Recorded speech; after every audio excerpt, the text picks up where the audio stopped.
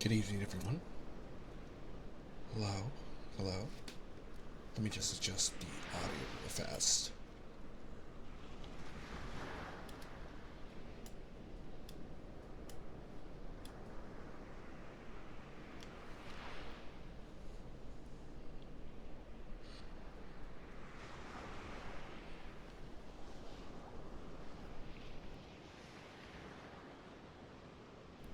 Okay, I think we're ready. Hello. Tonight we're continuing our reading of Anna Karenina, starting at part 3, chapter 6. We'll go for a couple hours tonight, maybe 3 if I'm feeling spicy, but. Oh, my face isn't moving. Let me fix that. But if you are watching us for the first time and don't want to be spoiled and actually want to watch with the or listen to the rest of the story before listening to this, digital hello everyone, hello double chocolate chip. All right, hold on, I gotta connect to the computer. 1 second, and we'll get started very soon.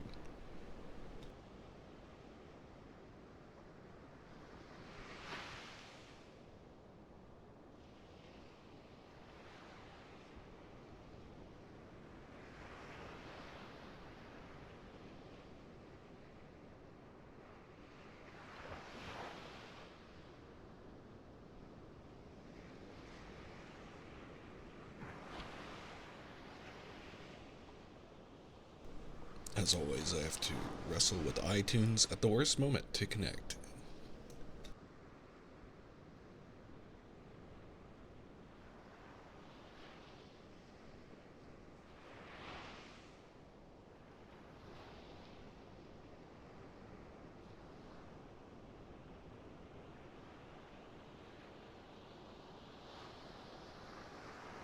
Okay, now we can finally get into our story reading. It's been a hot second since we've done bedtime story reading.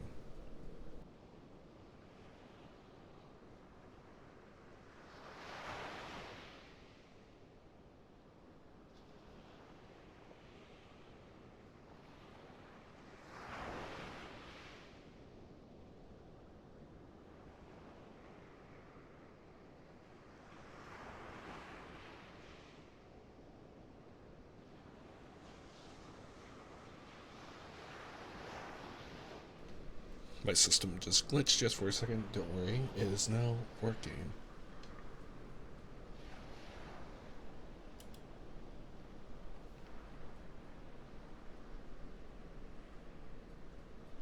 Okay. Now, as I was saying, we're starting with part 3, chapter 6. Thank you guys so much for joining me tonight. It's so nice to be here. It's nice to be back reading ASMR for all of you. I'm trying to make sure that no noises are going to interfere with your listening tonight.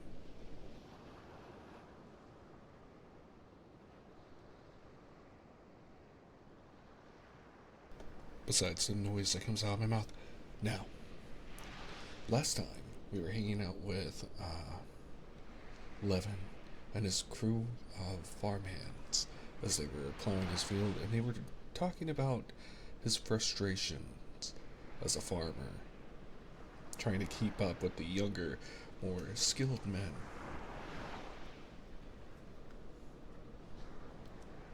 Mashkin upland was mown. The last row finished, the peasants had put on their coats and were gaily trudging home. Levin got on his horse and, parting regretfully from the peasants, rode homewards. On the hillside he looked back. He could not see them in the mist that had risen from the valley. He could only hear rough, good-humored voices, laughter, and a sound of clinking sighs. Sergei Ivanovich had long ago finished dinner and was drinking iced lemon and water in his own room, looking through the reviews and papers which he had only just received by post. When Levin rushed into the room, talking merrily, with his wet and matted hair sticking to his forehead and his back and chest grimed and moist. We mowed the whole meadow. Oh, it is nice, delicious. And how have you been getting on? Said Levin, completely forgetting the disagreeable conversation of the previous day. Mercy, what do you look like? Said Sergei Ivanovich, for the first moment looking around with some dissatisfaction. And the door, do shut the door, he cried. You must have let in a dozen at least. Sergei Ivanovich could not endure flies, and in his own room he never opened the window except at night, and carefully kept the door shut. Not one, on my honor, but if I have, I'll catch him. You wouldn't believe what a pleasure it is. How have you spent the day? Very well, but have you really been mowing the whole day? I expect you're as hungry as a wolf. Cosmo's got everything ready for you. No, I don't feel hungry even. I had something to eat there, but I'll go and wash. Yes, go along, and I'll come to you directly, said Sergei Ivanovich, shaking his head as he looked at his brother. Go along and make haste, he added, smiling, and gathering up his books, he prepared to go too. He too felt suddenly good-humored and disinclined to leave his brother's side. But what did you do while it was raining? Rain? Why, there was scarcely a drop. I'll come directly. So you had a nice day too. That's first rate. And Levin went off to change his clothes. 5 minutes later, the brothers met in the dining room. Although it seemed to Levin that he was not hungry, and he sat down to dinner simply so as not to hurt Cosmo's feelings. Yet, when he began to eat, the dinner struck him as extraordinarily good. Sergei Ivanovich watched him with a smile. Oh, by the way, there's a letter for you, said he. Cosmo, bring it down, please, and mind you, shut the doors. The letter was from Oblonsky. Levin read it aloud. Oblonsky wrote to him from Petersburg. I've had a letter from Dolly. She's at Rikoshovo, and everything seems going wrong there. Do ride over and see her, please. Help her with advice. You know all about it. She'll be glad to see you. She's quite alone. Poor thing. My mother-in-law and all of them are still abroad. Oh, I wonder why things are going bad. I believe this is Anna Karenina herself having problems. Sorry, I'm just adjusting a couple of things. That's capital. I will certainly ride over to her, said Levin. Or we'll go together. She's such a splendid woman, isn't she? They're not far from here, then. 25 miles, or perhaps it is 30. But a capital road. Capital. We'll drive over. I shall be delighted, said Sergei Ivanovich, still smiling. The sight of his younger brother's appearance had immediately put him in good humor. Well, you have an appetite, he said, looking over at his dark red sunburnt face and neck bent over the plate. Splendid. You can't imagine what an effectual remedy it is for every sort of foolishness. I want to enrich medicine with a new word, a beska. Well, but you don't need it, I should fancy. No, but for all sorts of nervous invalids. Yes, it ought to be tried. I had meant to come to the mowing to look at you, but it was so unbearably hot that I got no further than the forest. I sat there a little, and went on by the forest to the village, met your old nurse, and said to her as to the peasants' view of you. As far as I can make out, they don't approve of this, she said. It's not a gentleman's work. Altogether, I fancy that in the people's ideas there are very clear and definite notions of certain, as they call it, gentlemanly lines of action. They don't sanction the gentry's moving outside bounds clearly laid down in their ideas. Maybe so, but anyway, it's such a pleasure, as I have never known in my life, and there's no harm in it, you know. Is there? Answered Levin. I can't help it if they don't like it, though I do believe it's all right, eh? Altogether, pursued Sergei Ivanovich, you're satisfied with your day? Quite satisfied. We cut the whole meadow. It's such a splendid old man I made friends with there. You can't fancy how delightful he was. Well, so you're content with your day, and so am I. First, I solved two chess problems and won a very pretty one. A pawn opening. I'll show it to you. And then I thought of our conversation yesterday. Our conversation yesterday, said Levin, blissfully dropping his eyelids and drawing deep breaths after finishing his dinner, and absolutely incapable of recalling what their conversation yesterday was about. I think you are partly right. Our difference of opinion amounts to this, that you make the mainspring self-interest, while I suppose that interest in the common weal is bound to exist in every man of a certain degree of advancement. Possibly you are right, too. That action founded on a material interest would be more desirable. You are altogether, as the French say, too primitière à nature. You must have intense, energetic action, or nothing.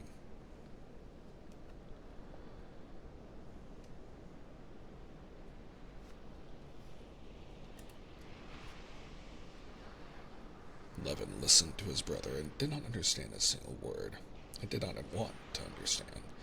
He was only afraid his brother might ask him some question which would make it evident he had not heard.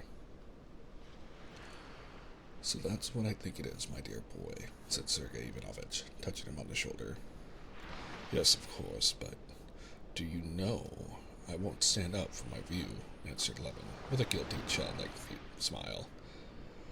Whatever it was that I was disputing about, he wondered. Of course, I'm right and he's right. But it's all first rate. Only I must go round to the counting house and see to things. He got up, stretching and smiling. Sergei Ivanovitch smiled too.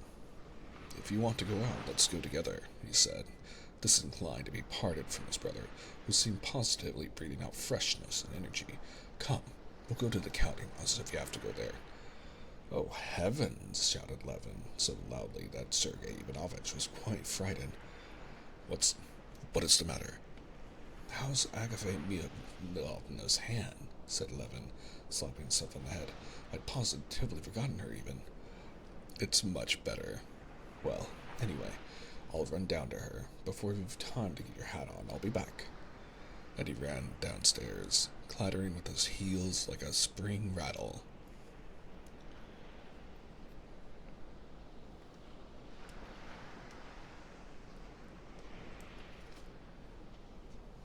Chapter 7.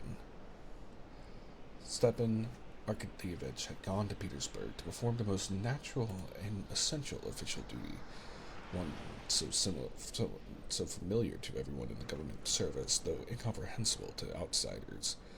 That duty before which one could hardly be in government service, of reminding the ministry of his existence, and having, for the due performance of this rite, taken all the available cash from home, was gaily and agreeably spending his days at the races and in the summer villas. Meanwhile, Dolly and the children had moved into the country to cut down expenses as much as possible. She had gone to Ergashovo, the estate that had been her dowry, and the one where in spring the forest had been sold. It was nearly 40 miles from Levin's Pokrovskov. The big old house at Ergashovo had been pulled down long ago, and the old prince had had the lodge done up and built onto. 20 years before, when Dolly was a child, the lodge had been roomy and comfortable, though, like all lodges, it stood sideways to the entrance avenue and faced the south. But by now this lodge was old and dilapidated. When Stepan Arkadyevitch had gone down in the spring to sell the forest, Dolly had begged him to look over the house and order what repairs might be needed. Stepan Arkadyevitch, like all unfaithful husbands indeed, was very solicitous for his wife's comfort, and he had himself looked over the house and given instructions about everything that he considered necessary. What he considered necessary was to cover all the furniture with cretonne, to put up curtains, to weed a garden, to make a little bridge on the pond, and to plant flowers, but he forgot many other essential matters, the want of which greatly distressed Darya Alexandrovna later on. In spite of Stepan Arkadyevitch's efforts to be an attentive father and husband, he never could keep in his mind that he had a wife and child. He had bachelor tastes, and it was in accordance with them that he shaped his life. On his return to Moscow, he informed his wife with pride that everything was ready, that the house would be a little paradise, and that he advised her most certainly to go. His wife staying away in the country was very agreeable to Stepan Arkadyevitch from every point of view. It did the children good, it decreased expenses, and it left him more at liberty. Darya Alexandrovna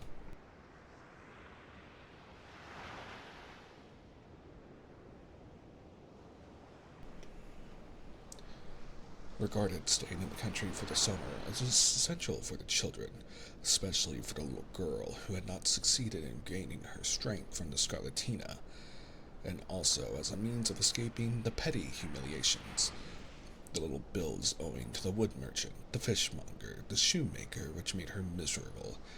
Besides this, she was pleased to go away to the country because she was dreaming of getting her sister Kitty to stay with her there. Kitty was to be back from abroad in the middle of the summer, and bathing had been prescribed for her. Kitty wrote that no prospect was so alluring as to spend the summer with Dolly at Ergashevro, full of childish association for them both. The first days of her existence in the country were very hard for Dolly. She used to stay in the country as a child, and the impression she had retained of it was that the country was a refuge from all the unpleasantness of the town. That life there, though not luxurious, Dolly could easily make up her mind to that. It was cheap and comfortable. That there was plenty of everything. Everything was cheap. Everything could be got, and children were happy. But now coming to the country as the head of a family, she perceived that it was all utterly unlike what she had fancied.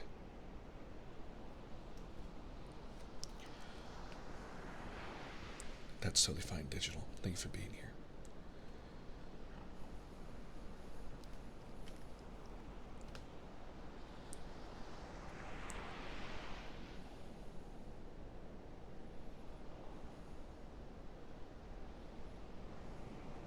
The day after their arrival, there was a heavy fall of rain, and in the night the water came through in the corridor and in the nursery, so that the beds had to be carried into the drawing room. There was no kitchen maid to be found. Of the 9 cows, it appeared from the words of the cowherd woman that some were about to calve, others had just calved, others were old, and others again hard-uddered. There was not butter nor milk enough even for the children. There were no eggs. They could get no fowls. Old, purple, stringy cocks were all they had for roasting and boiling. Impossible to get women to scrub the floors. All were potato hoeing. Driving was out of the question, because one of the horses was restive and bolted in the shafts. There was no place where they could bathe. The whole of the riverbank was trampled by the cattle and open to the road. Even walks were impossible, for the cattle strayed into the garden through a gap in the hedge, and there was one terrible bull who bellowed and therefore might be expected to gore somebody.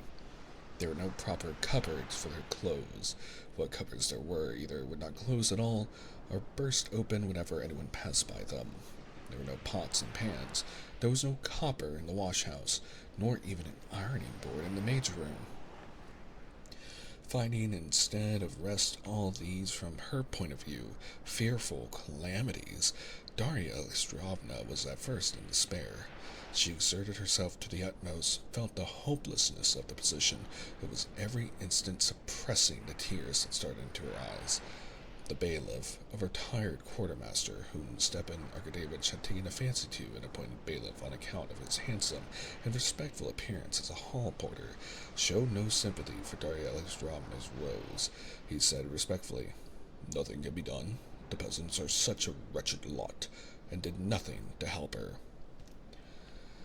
The position seemed hopeless, but in the Oblonsky's household, as in all families indeed, there was one inconspicuous but most valuable and useful person, Marya Filomonovna. She soothed her mistress, assured her that everything would come round. It was her expression, and Matvey had borrowed it from her. Without fuss or hurry, proceeded to set to work herself. She had immediately made friends with the bailiff's wife, and on the very first day she drank tea with her and the bailiff under the Akakias, and reviewed all the circumstances of the position. Very soon, Maria Filimonovna had established her club, so as to say, under the Akakias. And there it was in this club, consisting of the bailiff's wife, the village elder, and the counting house clerk, that the difficulties of existence were gradually smoothed away, and in a week's time everything actually had come around. The roof was mended, a kitchen maid was found, a crony of the village elders. Hens were bought, the cows began giving milk, the garden hedge was stopped up with stakes, the carpenter made a mangle, hooks were put in the cupboards, and they ceased to burst open spontaneously, and an ironing board covered with army cloth was placed across from the arm of a chair to the chest of drawers, and there was a smell of flat irons in the maid's room. Just see now, and you were quite in despair, said Maria Filimonovna, pointing to the ironing board. They even rigged up a bathing shade of straw hurdles. Lily began to bathe, and Darya Alexandrovna began to realize, if only in her part, her expectations, if not of a peaceful, at least of a comfortable life in the country. Peaceful with 6 children, Darya Alexandrovna could not be. One would fall ill, another might easily become so, a third would be without something necessary, a fourth would show symptoms of a bad disposition, and so on. Rare indeed were the brief periods of peace, but these cares and anxieties were for Darya Alexandrovna the sole happiness possible. Had it not been for them, she would have been left alone to brood over a husband who did not love her. And besides, hard though it was for the mother to bear the dread of illness, the illness themselves, and the grief of seeing signs of evil propensities in her children, the children themselves were even now repaying her in small joys for her sufferings, though those joys were so small that they passed unnoticed, like gold in a sand, and at bad moments she could see nothing but the pain, nothing but sand. But there were good moments too, when she saw nothing but joy, nothing but gold. Now, in the solitude of the country, she began to be more and more frequently aware of these joys. Often, looking at them, she would make every possible effort to persuade herself that she was mistaken, that she, as a mother, was partial to her children. All the time, she could not help saying to herself that she had charming children, all 6 of them in different ways, but a set of children such as is not often to be met with, and she was happy in them, and proud of them.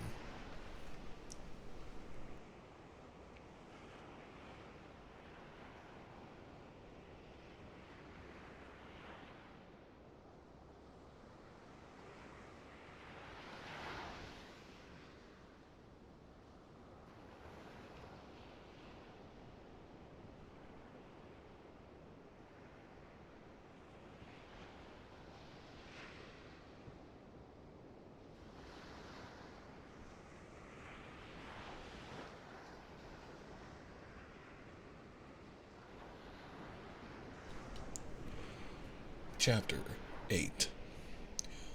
Towards the end of May, when everything had been more or less satisfactorily arranged, she received her husband's answer to her complaints of the disorganized state of things in the country.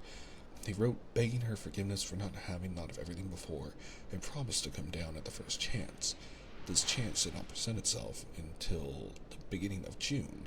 Darya Alexandrovna stayed alone in the country. On the Sunday in St. Peter's week, Darya Alexandrovna drove to Mass for all her children to take the sacrament. Darya Alexandrovna, in her intimate philosophical talks with her sister, her mother, and her friends, very often astonished them by the freedom of her views in regard to religion. She had a strange religion of transmigration of the souls all her own, in which that was required by the Church, and not merely in order to set an example, but with all her heart in it. The fact that the children had not been at the sacrament for nearly a year worried her extremely, and with the full approval and sympathy of Maria Filimonovna, she decided that this should take place now in the summer. For several days before, Darya Alexandrovna was busily deliberating on how to dress all the children. Frocks were made or altered and washed, seams and flounces were let out, buttons were sewn on, and ribbons got ready. One dress, Tanya's, which the English governess had undertaken, caused Darya Alexandrovna much loss of temper. The English governess, in altering it, had made the seams in the wrong place, had taken up the sleeves too much, and altogether spoiled the dress. It was so narrow on Tanya's shoulders that it was quite painful to look at her. But Maria Filimonovna had the happy thought of putting in gussets and adding a little shoulder cape. The dress was set right, but there was nearly a quarrel with the English governess. On the morning, however, all was happily arranged, and towards 10 o'clock, the time at which they had asked the priest to wait for them for the mass, the children in their new dresses with beaming faces stood on the step before the carriage waiting for their mother. To the carriage, instead of the rest of Raven, they had harnessed, thanks to the representations of Maria Filimonovna's, the bailiff's horse Brownie, and Darya Alexandrovna, delayed by anxiety over her own attire, came out and got in, dressed in a white muslin gown. Darya Alexandrovna had done her hair and dressed with care and excitement. In the old days, she had dressed for her own sake, to look pretty and be admired. Later on, as she got older, dress became more and more distasteful to her. She saw that she was losing her good looks, but now she began to feel pleasure and interest in dress again. Now she did not dress for her own sake, not for the sake of her own beauty, but simply that as the mother of those exquisite creatures she might not spoil the general effect. In looking at herself for the last time in a looking glass, she was satisfied with herself. She looked nice, not nice as she would have wished to look nice in old days at a ball, but nice for the object which she now had in view. In a church, there was no one but the peasants, the servants, and their womenfolk. But Darya Alexandrovna saw, or fancied she saw, the sensation produced by her children and her. The children were not only beautiful to look at in their smart little dresses, but they were charming in the way they behaved. Alyosha, it is true, did not stand quite correctly. He kept turning round, trying to look at his little jacket from behind, but all the same he was wonderfully sweet. Tanya behaved like a grown-up, and so looked after the little ones. And the smallest, Lily, was bewitching in her naive astonishment at everything. It was difficult not to smile when, after taking the sacrament, she said in English, "Please, some more." On the way home, the children felt that something solemn had happened, and were very sedate. Everything went happily at home, too, but at lunch, Grisha began whistling, and what worse, was disobedient to the English governess, and was forbidden to have any tart. Darya Alexandrovna would not have let things go so far on such a day had she been present, but she had to support the English governess's authority, and she upheld her decision that Grisha should not have tart. This rather spoiled the general good humor. Grisha cried, declaring that Nikolinka had whistled too, and he was not punished, and that he wasn't crying for the tart. He didn't care, but at being unjustly treated. This was really too tragic, and Darya Alexandrovna made up her mind to persuade the English governess to forgive Grisha, and she went to speak to her. But on the way, as she passed the drawing-room, she beheld a scene, filling her heart with such pleasure that the tears came into her eyes, and she forgave the delinquent herself. The culprit was sitting at the window in the corner of the drawing-room. Beside him was standing Tanya with a plate. On the pretext of wanting to give some dinner to her dolls, she had asked the governess's permission to take her share of tart to the nursery, and had taken it instead to her brother. While still weeping over the injustice of his punishment, he was eating the tart, and kept saying through his sobs, "Eat yourself. Let's eat together. Together." Tanya had first been under the influence of her pity for Grisha, then of a sense of her noble action, and tears were staining her eyes too, but she did not refuse, and ate her share. On catching sight of their mother, they were dismayed, but looking into her face, they saw they were not doing wrong. They burst out laughing, and, with their mouths full of tart, they began wiping their smiling lips with their hands, and smearing their radiant faces all over with tears and jams. "Mercy, you have a new white frock, Tanya. Grisha," said their mother, trying to save the frock, but with tears in her eyes, smiling a blissful, rapturous smile. The new frocks were taken off, and orders were given for the little girls to have their blouses put on, and the boys their old jackets, and the wagonette to be harnessed with Brownie, to the bailiff's annoyance, again in the shafts, to drive out for mushroom picking and bathing. A roar of delight and shrieks rose in the nursery and never ceased till they had set off for the bathing place. They gathered a whole basket full of mushrooms. Even Lily found a birch mushroom. It had always happened before that Miss Hoole found them and pointed them out to her, but this time she found a big one quite of herself, and there was a general scream of delight. Lily has found a mushroom. Then they reached the river, put the horses under the birch trees, and went to the bathing place. The coachman Tarrantine fastened the horses, who kept whisking away the flies, to a tree, and treading down the grass, lay down in the shade of a birch and smoked his shag, while the never-ceasing shrieks of delight of the children floated across to him from the bathing place. Though it was hard work to look after all the children and restrain their wild pranks, though it was difficult too to keep in one's head and not mix up all the stockings, little breeches, and shoes for the different legs, and to undo and to do up again all the tapes and buttons. Darya Alexandrovna, who had always liked bathing herself and believed it to be very good for the children, enjoyed nothing so much as bathing with all the children. To go over all those fat little legs, pulling on their stockings, to take in her arms and dip those little naked bodies, and to hear their screams of delight and alarm, to see the breathless faces with wide open, scared and happy eyes of all her splashing cherubs, was a great pleasure to her. When half of the children had been dressed, some peasant women in holiday dress, out picking herbs, came up to the bathing shed and stopped shyly. Maria Filimonovna called one of them and handed her a sheet and a shirt that had dropped into the water for her to dry them, and Darya Alexandrovna began talking to the women. At first they laughed behind their hands and did not understand her questions, but soon they grew bolder and began to talk, winning Darya Alexandrovna's heart at once by the genuine animation of the children that they showed. "My, what a beauty, as white as sugar," said one, admiring Tanichka and shaking her head. "But then, yes, she has been ill." "And so they've been bathing you too," said another to the baby. "No, he's only 3 months old," answered Darya Alexandrovna with pride. "You don't say so. And have you any children?" "I've had 4. I've 2 living, a boy and a girl. We weaned her last carnival." "How old is she?" "Why, 2 years old." "Why, did you nurse her so long?" "It's our custom for 3 fasts."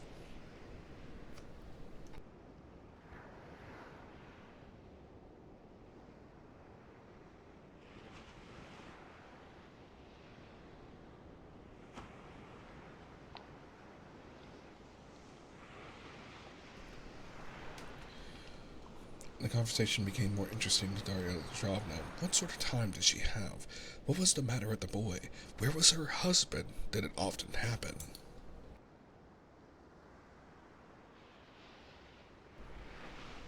Darya Alexandrovna felt disinclined to leave the peasant women. So interesting to her was their conversation, so completely identical were all their interests.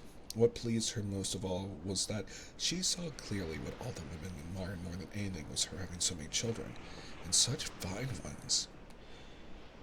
The peasant women even made Darya Alexandrovna laugh, and offended the English governess because she was the cause of the laughter she did not understand.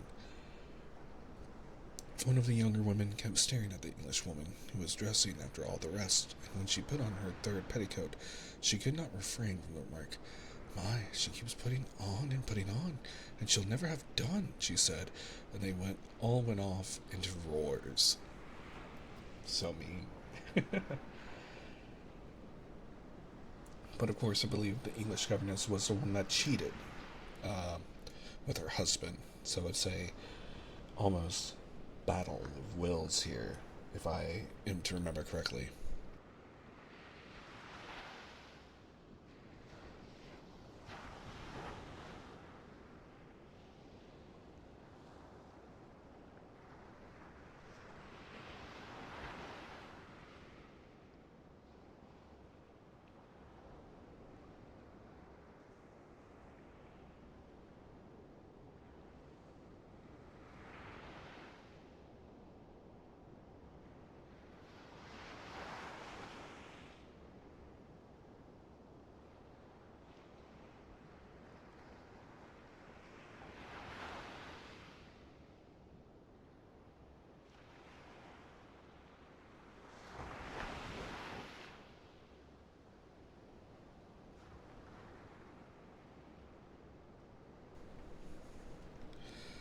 On the drive home, as Daria Alexandrovna, with all her children around her, their heads still wet from their bath, and a kerchief tied over her own head, was getting near the house, the coachman said, "There's some gentlemen coming. The master Prokosko, I do believe." Daria Alexandrovna peeped out in front and was delighted when she recognized in the gray hat and gray coat the familiar figure of Levin walking to meet them. She was glad to see him at any time, but at this moment she was especially glad should see her in all her glory. No one was better able to appreciate her grandeur than Levin. Seeing her, he found himself face to face with one of the pictures of his daydream of family life. "You're like a hen with your chickens, Darya Alexandrovna." "Ah, how glad I am to see you," she said, holding out her hand to him. "Glad to see me, but you didn't let me know. My brother's staying with me. I got a note from Stiva that you were here." "From Stiva?" Darya Alexandrovna asked with surprise. "Yes, he writes that you are here, and that he thinks you might allow me to be of use to you," said Levin, and as he said it, he became suddenly embarrassed, and, stopping abruptly, he walked on in silence by the wagonette, snapping off the buds of the lime trees and nibbling them. He was embarrassed, though, through a sense that Darya Alexandrovna would be annoyed by receiving from an outsider help that should by rights have come from her own husband. Darya Alexandrovna certainly did not like this little way of Stepan Arkadyevitch's of foisting his domestic duties on others, and she was at once aware that Levin was aware of this. It was just for this fineness of perception, for this delicacy, that Darya Alexandrovna liked Levin. "I know, of course," said Levin, that simply means that you would like to see me, and I'm exceedingly glad. Though I can fancy that, used to town housekeeping as you are, you must feel in the wilds here, and if there's anything wanted, I'm altogether at your disposal." "Oh, no," said Dolly. "At first things were rather uncomfortable, but now we've settled everything capitally. Thanks to my old nurse," said she, indicating Arya Philimonovna, who, seeing that they were speaking of her, smiled brightly and cordially to Levin. She knew him, and knew that he would be a good match for her young lady, and was very keen to see the matter settled. "Won't you get in, sir? We'll make room aside," she said to him. "No, I'll walk. Children, who would like to race the horses with me?" The children knew Levin very little, and could not remember when they had seen him, but they experienced in regard to him none of that strange feeling of shyness and hostility which children so often experience towards hypocritical grown-up people, and for which they are so often miserably punished. Hypocrisy in anything whatever may deceive the cleverest and most penetrating man, but the least wide-awake of children recognizes it, and is revolted by it. However ingeniously it may be disguised, whatever faults Levin had, there was not a trace of hypocrisy in him, and so the children showed him the same friendliness that they saw in their mother's face. On his invitation, the two elder ones at once jumped out to him and ran with him as simply as they would have done with their nurse or Miss Hoole or their mother. Lily, too, began begging to go to him, and her mother handed her to him, and he sat her on his shoulders and ran along with her. Don't be afraid, Darya Alexandrovna," he said, smiling good-humoredly to the mother. "There's no chance of my hurting or dropping her." And, looking at the strong, agile, assiduously careful, and needlessly wearing movements, the mother felt her mind at rest and smiled gaily and approvingly as she watched him. Here in the country, with children, and with Darya Alexandrovna, with whom he was in sympathy, Levin was in a mood not infrequent with him, of childlike lightheartedness that she particularly liked in him. As he ran with the children, he taught them gymnastic feats, set Miss Hoole laughing with his queer English accent, and talked to Darya Alexandrovna of his pursuits in the country. After dinner, Darya Alexandrovna, sitting alone with him on the balcony, began to speak of Kitty. "You know, Kitty's coming here and is going to spend the summer with me." "Really?" he said, flushing, and at once, to change the conversation, he said, "Then I'll send you 2 cows, shall I? If you insist on a bill, you shall pay me 5 rubles a month, but it's really too bad for you." "No, thank you, we can manage it very well now." "Ah, well then, I'll have a look at your cows if you allow me. I'll give directions about their food. Everything depends on their food. And Levin, to turn the conversation, explained to Darya Alexandrovna the theory of cow keeping, based on the principle that the cow is simply a machine for the transformation of food into milk and so on. He talked of this and passionately longed to hear more of Kitty, and at the same time was afraid of hearing of it. He dreaded the breaking up of the inward peace he had gained with such effort. Yes, but still, all this has to be looked after, and who is there to look after it? Alexandrovna responded, without interest. She had by now got her household matters so satisfactorily arranged, thanks to Marya Philimonovna, that she was disinclined to make any change with them. Besides, she had no faith in Levin's knowledge of farming. General principles as to the cow being a machine for production of milk, she looked on with suspicion.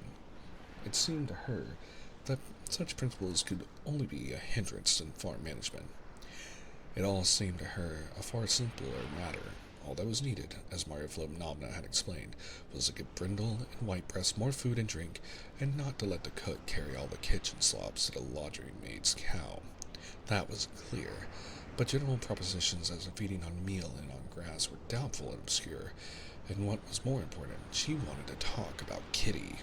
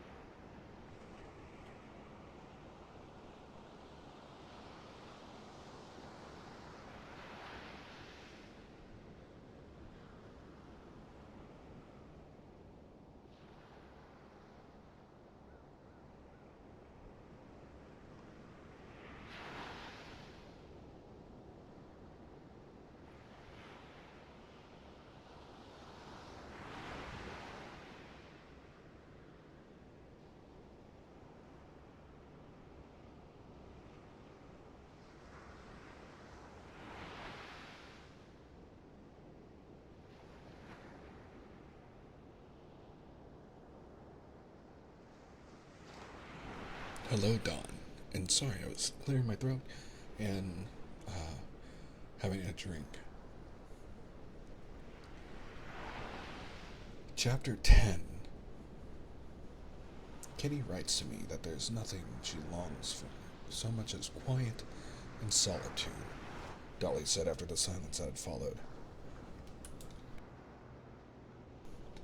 And how is she? Better? Levin asked in agitation.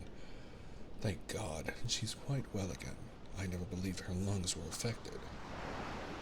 Oh, I'm very glad, said Levin, and Dolly fancied she saw something touching, helpless in his face, as he said this and looked silently into her face. Let me ask you, Konstantin Dmitrievich, said Darya Alexandrovna, smiling her kindly and rather mocking smile. Why is it you are angry with Kitty? I'm not angry with her, said Levin.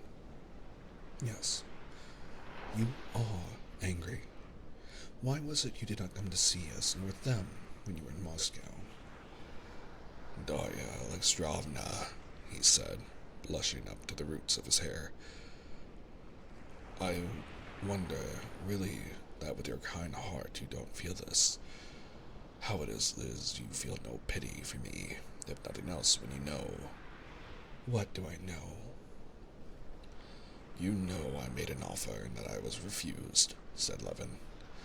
And all the tenderness he had been feeling for Kitty a minute before was replaced by a feeling of anger for the slight he had suffered. What makes you suppose I know? Because everybody knows it. That's just where you're mistaken. I did not know it, though I had guessed it was so. Well, now you know it. All I knew was that something had happened that made her dreadfully miserable, and that she begged me never to speak of it. and if she would not tell me, she would certainly not speak of it to anyone else. But what did pass between you? Tell me. I have told you. When was it? When I was at their house the last time. Do you know that? Said Darya Alexandrovna. I am awfully sorry for her. You suffer only from pride. Perhaps so, said Levin, but she interrupted him. But she, poor girl. I am awfully sorry for her. Now I see it all. Well, Darya Alexandrovna, you must excuse me, he said, getting up. Goodbye, Darya Alexandrovna, till we meet again. No, wait a minute, she said, clutching him by the sleeve. Wait a minute and sit down. Please. Please don't let us talk of this, he said, sitting down, and at the same time feeling rise up and stir within his heart a hope he had believed to be buried. If I did not like you, she said, and tears came to her eyes, if I did not know you, as I do know you. The feeling that had seemed dead revived more and more, rose up and took possession of Levin's heart. Yes, I understand it all now, said Darya Alexandrovna. You can't understand it, for you men who are free and make your own choice. It's always clear whom you love. But a girl's in a position of suspense. With all a woman's are maidens of modesty, a girl who sees you men from afar, who takes everything on trust. A girl may have, and often has, such a feeling that she cannot tell what to say. Yes, if the heart does not speak. No, the heart does speak, but just consider. You men have views about a girl. You come to the house, you make friends, you criticize, you wait to see if you have found what you love, and then, when you are sure you love her, you make an offer. Well, that's not quite it. Anyway, you make an offer when your love is ripe, or when the balance is completely turned between the two you are choosing from. But a girl is not asked. She is expected to make a choice, and yet she cannot choose. She can only answer yes or no. Yes, to choose between me and Vronsky, thought Levin, and the dead thing had come to life within him, died again, and only weighed on his heart and set it aching. Darya Alexandrovna, he said, that's how one chooses a new dress or some purchase or other, not love. The choice has been made, and so much the better, and there can be no repeating it. Pride, said Darya Alexandrovna, as though despising him for the baseness of this feeling in comparison with that other feeling which only women know. At the time when you made Kitty an offer, she was just in a position in which she could not answer.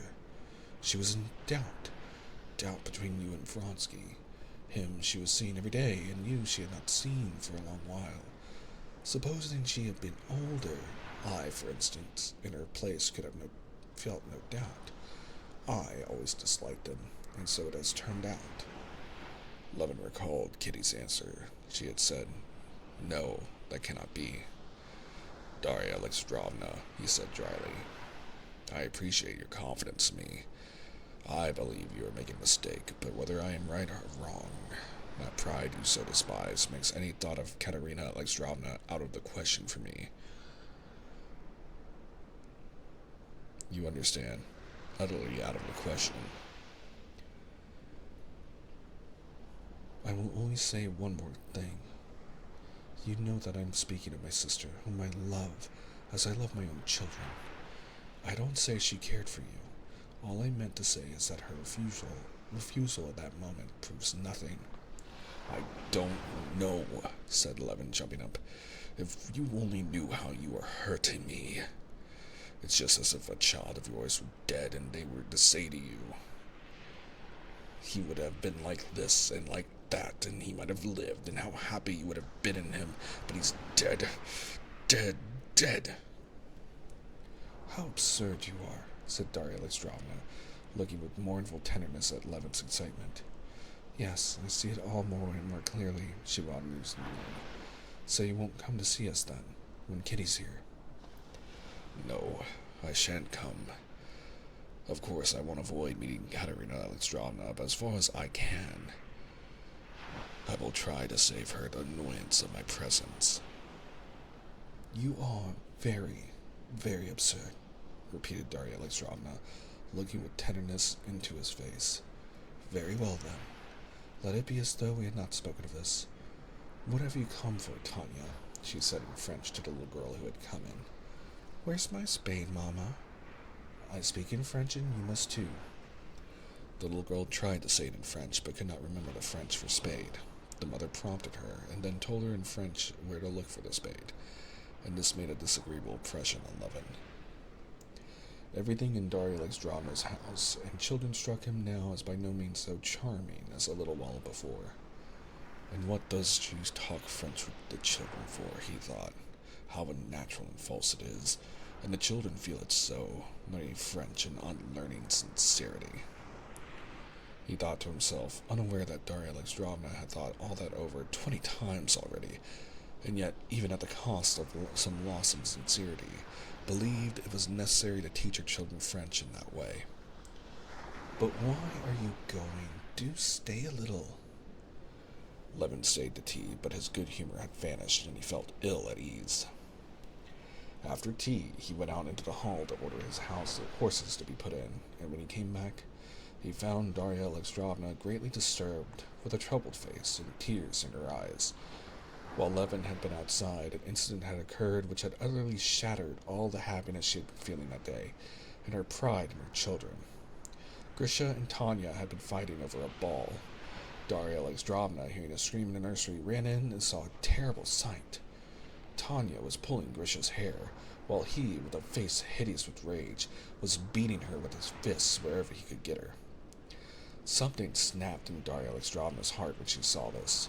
It was as if darkness had swooped down upon her life.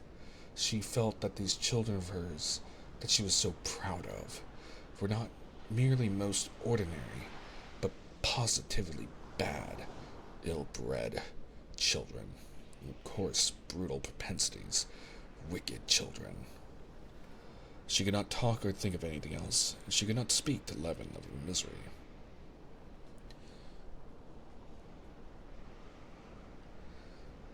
Levin saw she was unhappy and tried to comfort her, saying that it showed nothing bad, that all children fight.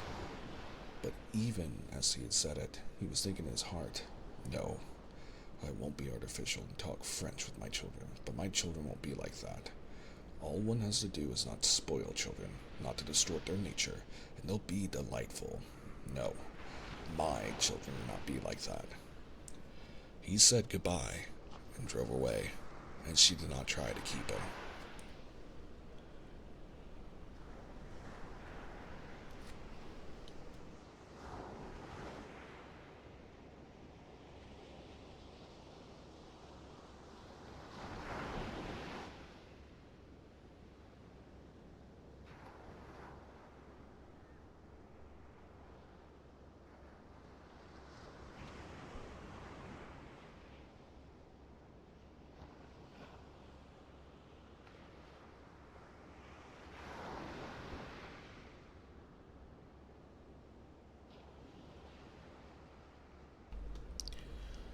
Chapter 11.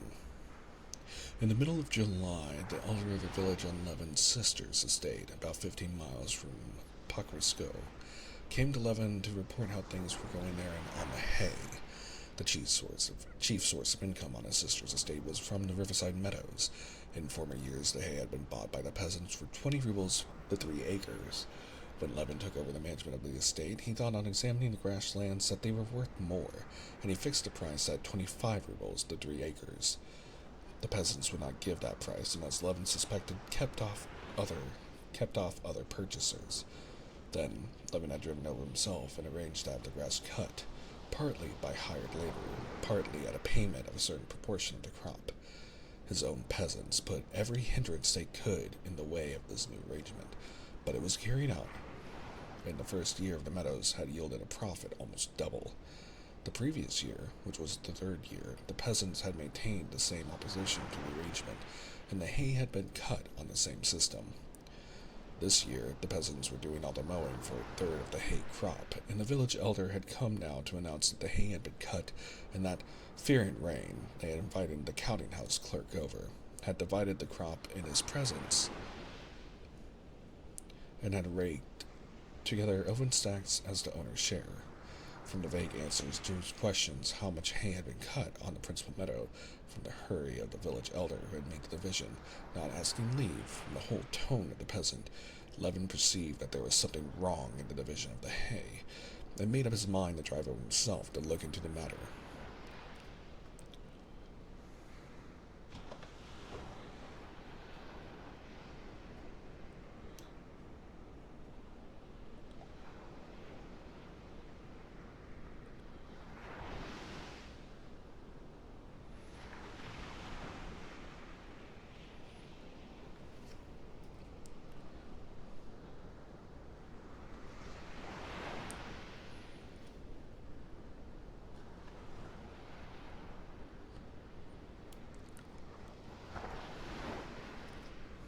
Sorry, I was adjusting something. I'm clearing my throat.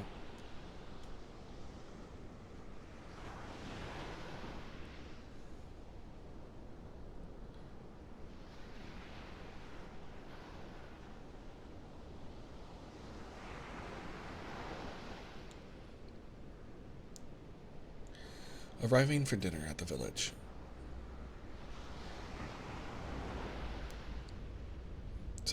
Arriving for dinner at the village and leaving his horse at the cottage of an old friend of his, the husband of his brother's wet nurse, Levin went to see the old man in his bee house, wanting to find out from him the truth about the hay. Parmenich, a talkative, comely old man, gave Levin a very warm welcome, showed him all he was doing, told him everything about his bees and the swarms of that year, but gave vague and unwilling answers to Levin's inquiries about the mowing. This confirmed Levin still more in his suspicions. He went to the hayfields and examined the stacks. The haystacks could not possibly contain 50 wagon loads each, and to convict the peasants, Levin ordered the wagons that had carried the hay to be brought up directly, to lift one stack and carry it into the barn. There turned out to be only 32 loads in the stack, in spite of the village elder's assertions about the compressibility of hay, and its having to settle down in the stacks, and his swearing that everything had been done in the fear of God. Levin struck to his point that the hay had been divided without his orders, and that therefore he would not accept that hay as 50 loads to a stack. After a prolonged dispute, the matter was decided by the peasants taking these 11 stacks, reckoning them as 50 loads each. The arguments and the division of the haycocks lasted the whole afternoon. When the last of the hay had been divided, Levin, entrusting the superintendence of the rest to the counting house clerk, sat down on a haycock marked off by a stake of willow, and looked admiringly at the meadow swarming with peasants. In front of him, in the bend of the river beyond the marsh, moved a bright-colored line of peasant women, and the scattered hay was being rapidly formed into gray, winding rows of the pale green stubble. After the women came the men with pitchforks, and from the gray rows there were growing up broad, high, soft haycocks. To the left, carts were rumbling over the meadow that had been already cleared, and one after another the haycocks vanished, flung up in huge forkfuls, and in their place there was rising heavy cartloads of fragrant hay hanging over the horses' hindquarters. "What weather for hay, and what hay it'll be," said an old man, squatting down beside Levin. "It's tea, not hay. It's like scattering grain to the ducks, the way they pick it up," he added, pointing to the growing haycocks. "Since dinner time they've carried over a good half of it." "The last load, eh?" he shouted to a young peasant who drove by, standing in front of an empty cart, shaking the cord reins. "The last, Dad," the lad shouted back, pulling in the horse and smiling. He looked round at a bright, rosy-cheeked peasant girl, who sat in the cart smiling too, and drove on. "Who's that? Your son?" asked Levin. "My baby," said the old man with a tender smile.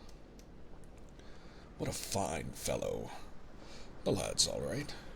"Married already?" "Yes, it's 2 years, last St. Philip's Day." "Any children?" "Children indeed. Why, for over a year he was innocent as a babe himself, and bashful too," answered the old man. "Well, the hay, it's as fragrant as tea," he repeated, wishing to change the subject. Levin looked more attentively at Ivan Parmenov and his wife. They were loading a haycock onto the cart not far from him, and Ivan Parmenov was standing on the cart, taking Lane in place and stamping down the huge bundles of hay, which his pretty young wife deftly handed up to him, at first in armfuls and then on the pitchfork. The young wife worked easily, merrily, and dexterously. The close-packed hay did not once break away from her fork. First she gathered it together, stuck the fork into it, then with a rapid, supple movement, leaned the whole weight of her body on it, and at once with a bend of her back under the red belt she drew up herself, and arcing her full bosom under the white smock. With a smart turn, swung the fork in her arms, and flung the bundle of hay high onto the cart. Ivan, obviously doing his best to save her every minute of unnecessary labor, made haste, opening his arms to clutch the bundle and lay it in the cart. As she raked together what was left of the hay, the young wife shook off the bits of hay that had fallen on her neck, and straightening the red kerchief that had dropped forward over her white brow, not brown like her face by the sun, she crept under the cart to tie up the load. Ivan directed her how to fasten the cord to the crosspiece, and at something she said he laughed aloud. In the expressions of both faces was to be seen vigorous, young, freshly awakened love.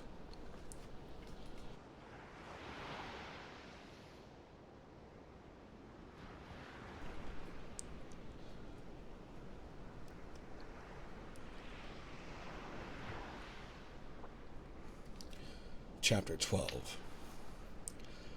The load was tied on. Ivan jumped down and took the quiet, sleek horse by the bridle. The young wife flung the rake up on the load, and with a bold step, swinging her arms, she went to join the women, who were forming a ring for the haymaker's dance. Ivan drove off to the road and fell into line with the other loaded carts. The peasant women, with their rakes on their shoulders, gay with bright flowers and chattering with ringing merry voices, walked behind the hay cart. One wild, untrained female voice broke into a song, and sang it alone through a verse, and then the same verse was taken up and repeated by 100 strong, healthy voices of all sorts, coarse and fine, singing in unison. The women all singing began to come close to Levin, and he felt as though a storm were swooping down upon him with the thunder of merriment. The storm swooped down, enveloped him in the haycock on which he was lying, and the other haycocks in the wagon loads, and the whole meadow and distant fields all seemed to be shaking and singing to the measures of this wild merry song, with its shouts and whistles and clapping. Levin felt envious of his health and wakefulness. He longed to take part in the expression of this joy of life, but he could do nothing, and had to lie and look on and listen. When the peasants with their singing had finished out of sight and hearing, a wearing feeling of despondency at his own isolation, his physical inactivity, his alienation from his world, came over Levin. Some of the very peasants who had been most active in wrangling with him over the hay, some whom he had treated with contumely, and who had tried to cheat him, those very peasants had greeted him good-humoredly, and evidently had not, were incapable of having any feeling of rancor against him, any regret, any recollection even of having tried to deceive him. All that was drowned in a sea of merry common labor. God gave the day. God gave the strength. And the day and the strength were consecrated to labor. And that labor was his own reward. For whom the labor? What would be its fruits? These were idle considerations besides the point. Often Levin had admired his life. Often he had sense of envy of the men who led this life. But today, for the first time, especially under the influence of what he had seen in the attitude of Ivan Parmenov to his young wife, the idea presented itself definitely to his mind that it was in his power to exchange the dreary, artificial, idle, and individualistic life he was leading for this laborious, pure, and socially delightful life. The old man who had been sitting beside him had long ago gone home. The people had all separated. Those who lived near had gone home, while those who came from far away were gathered into a group for supper, and to spend the night in the meadow. Levin, unobserved by the peasants, still lay on the haycock. and still looked on and listened amused. The peasants who remained for the night in the meadow scarcely slept all the short summer night. At first there was the sound of merry talk and laughing, all together over the supper, then singing again, and then laughter. All the long day of toil had left no trace of them but lightness of heart, and the horses snorting in the mist that rose over the meadow before the morning.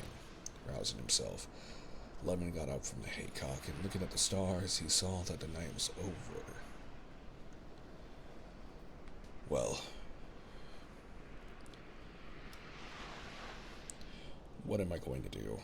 How am I to set about it? He said to himself, trying to express to himself all the thoughts and feelings he had passed through in that brief night. All the thoughts and feelings he had passed through fell into three separate trains of thought. One was the renunciation of his old life, of his utterly useless education.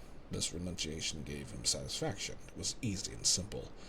Another series of thoughts and mental images related to the life he longed to live now.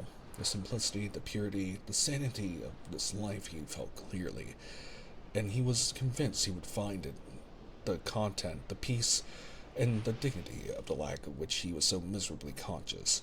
But a third series of ideas turned upon the question how to effect this transition from the old life to the new, and there nothing took clear shape for him.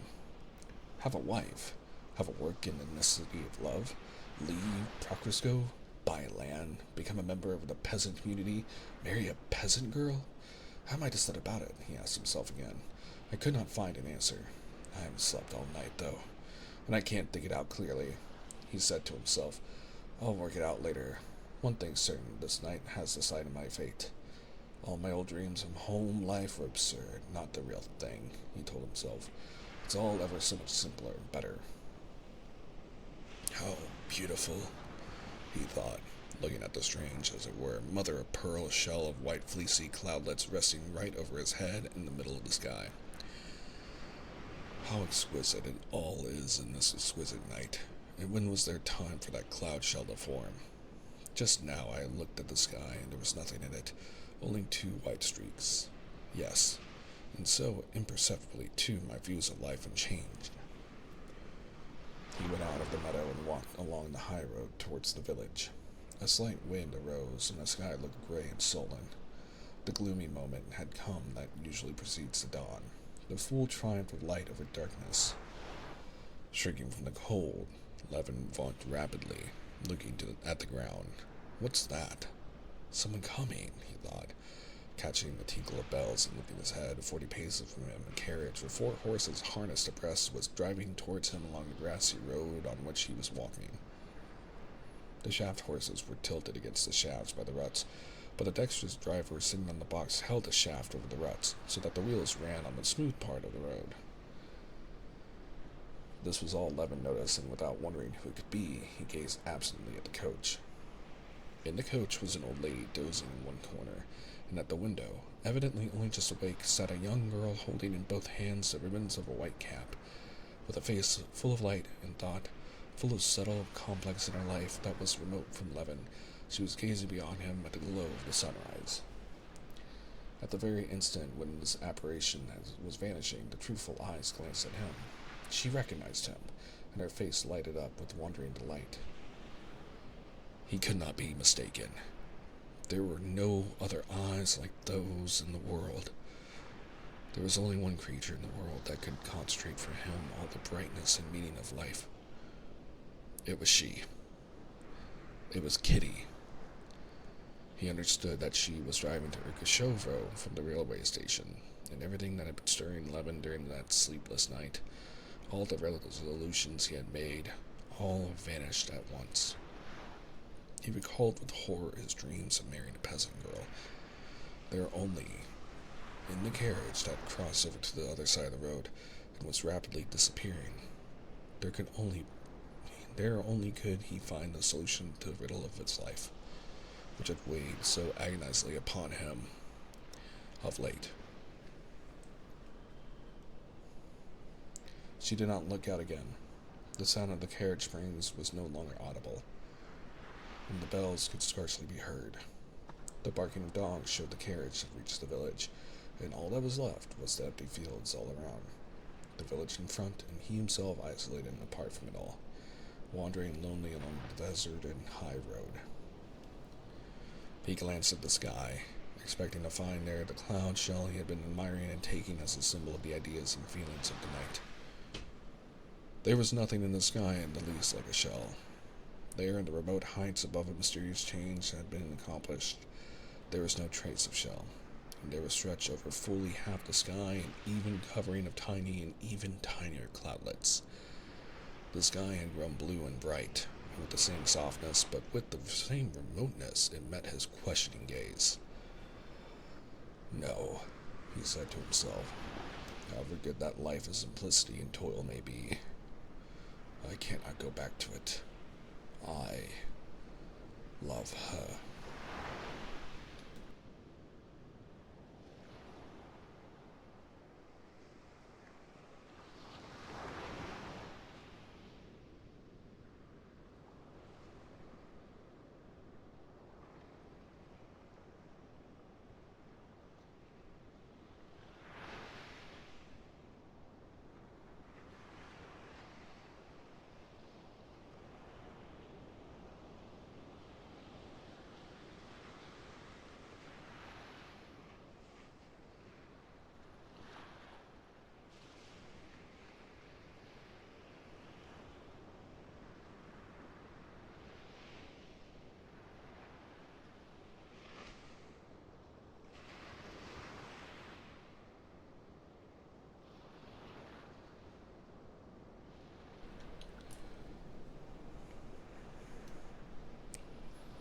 Chapter 13.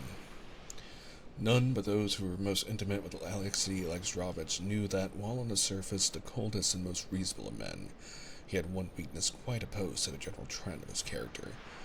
Alexei Alexandrovich could not hear or see a child or woman crying without being moved. The sight of tears threw him into a state of nervous agitation, and he utterly lost all power of reflection. The chief secretary of his department and his private secretary were aware of this, and used to warn women who came in with petitions on no account to give way to tears, if they did not want to ruin their chances.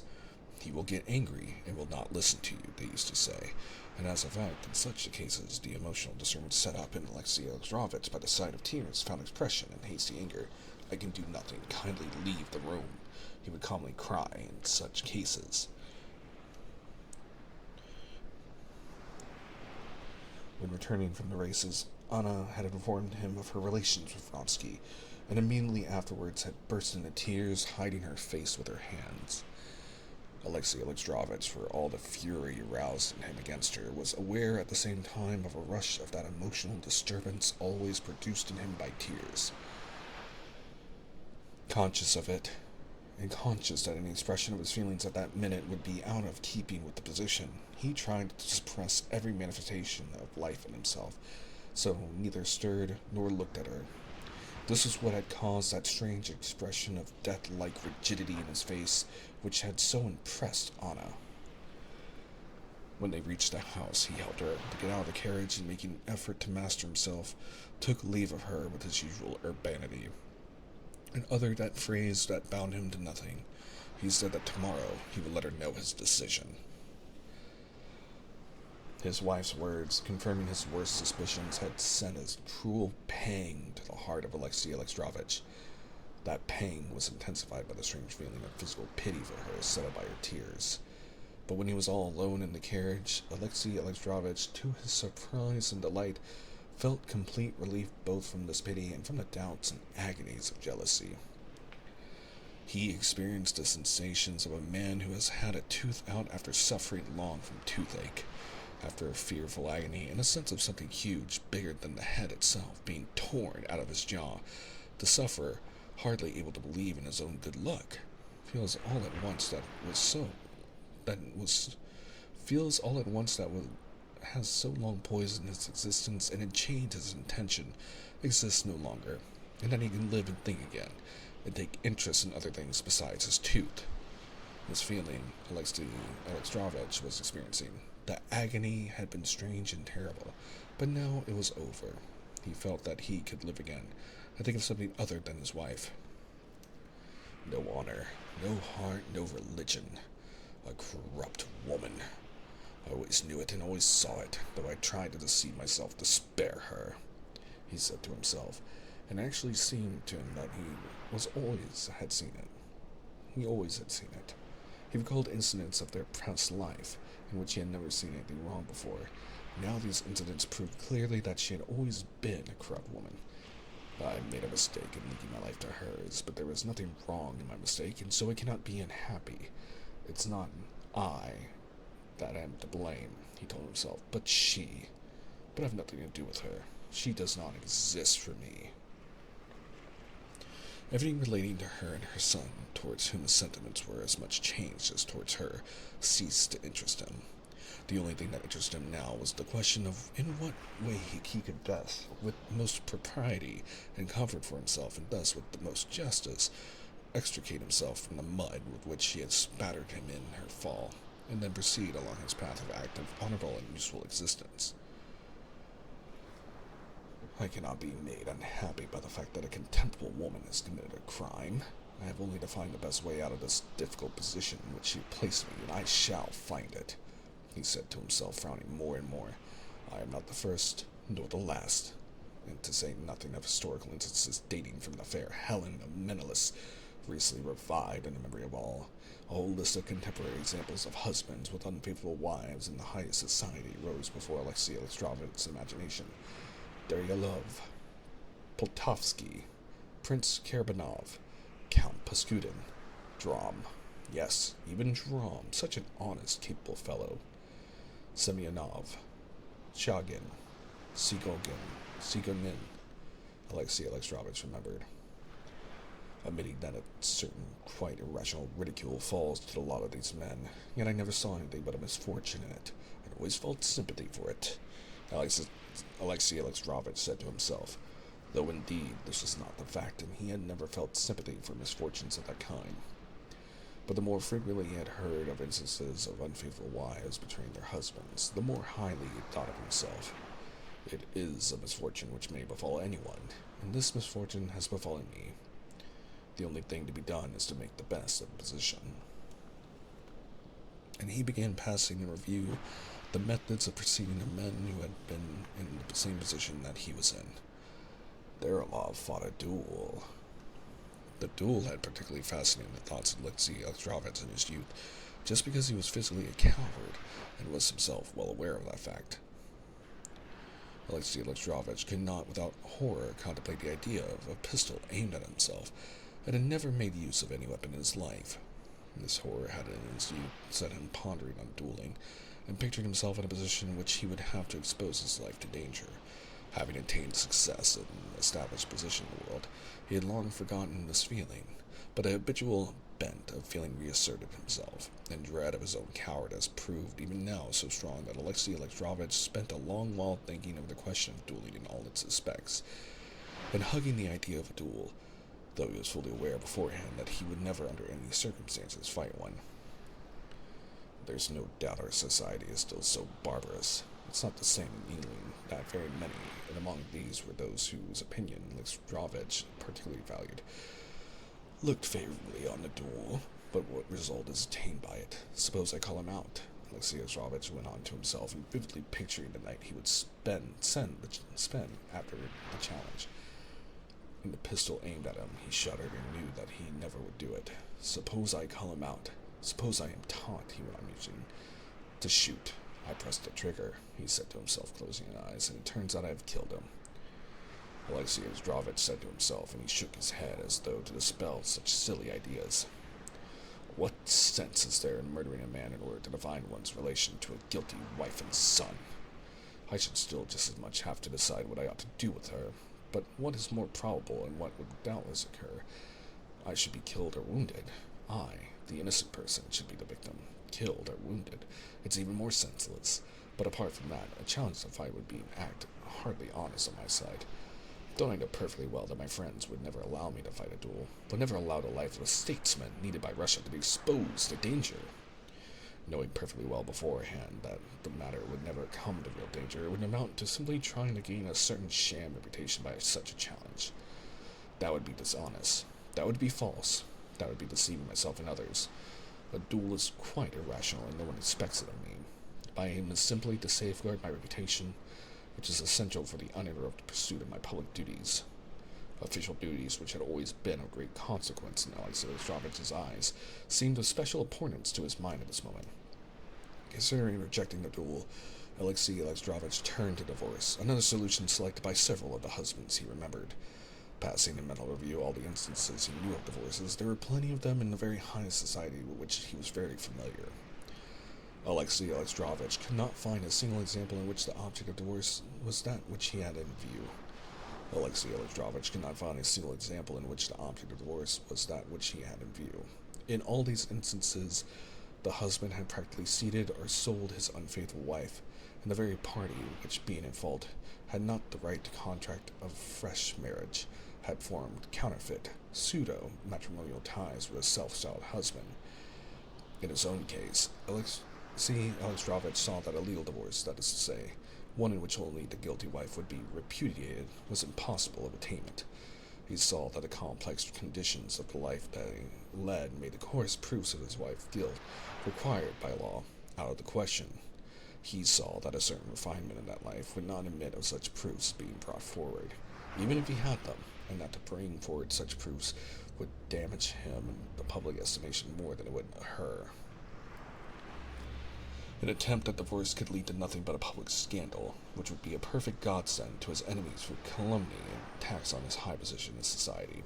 His chief object, to find a position with the least amount of disturbance possible, would not be attained by divorce either. Moreover, in the event of divorce, or even an attempt to obtain a divorce, it was obvious that the wife broke off all relations with the husband and drew in her lot with the lover. And in spite of the complete, as supposed, contempt and indifference he now felt for his wife, at the bottom of his heart, Alexei Alexandrovich still had one feeling left in regard to her. A disinclination to see her free to throw in her lot with Vronsky, so that her crime would be to her advantage.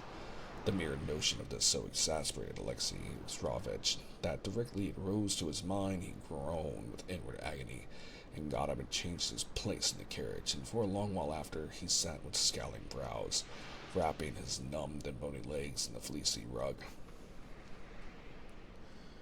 Apart from formal divorce, one might still do like Karabanov and Paskudin in The Goodfellow Dram, that is, separate from one's wife, he went on thinking, when he regained his composure.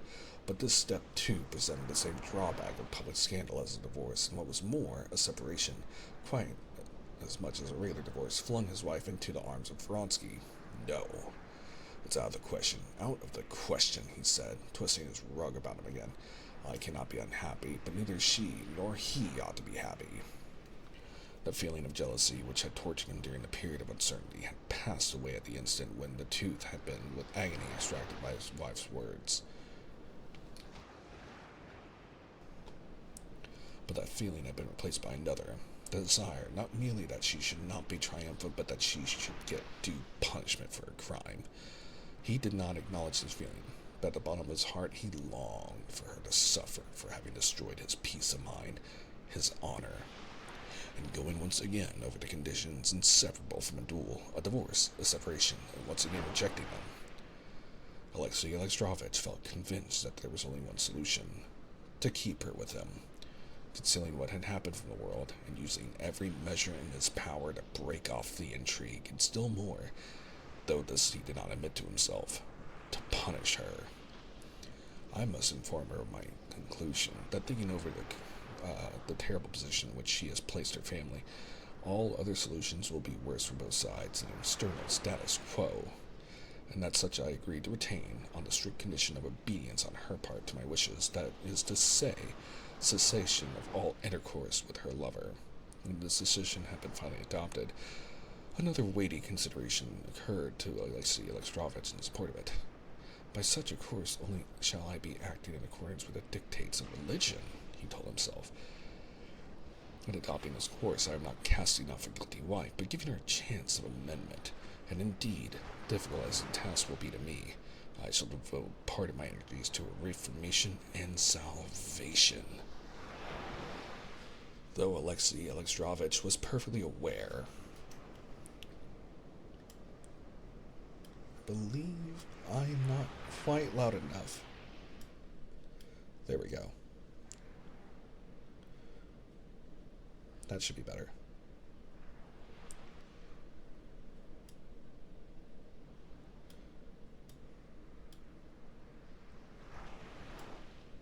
Okay, I think I'm good now.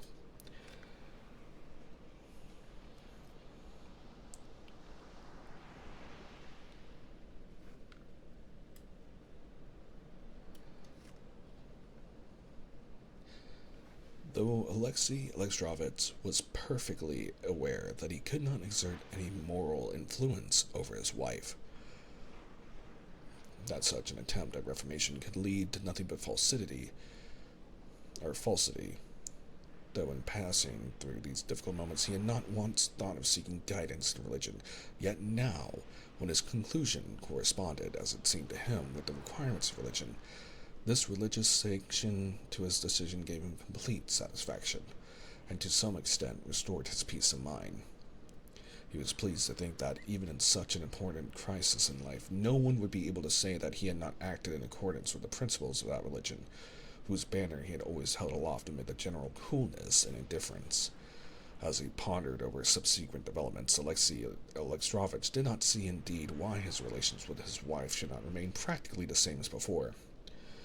No doubt she could never regain his esteem, but there was not, and there could not be, any sort of reason that his existence should be troubled, and that he should suffer because she was a bad and faithless wife.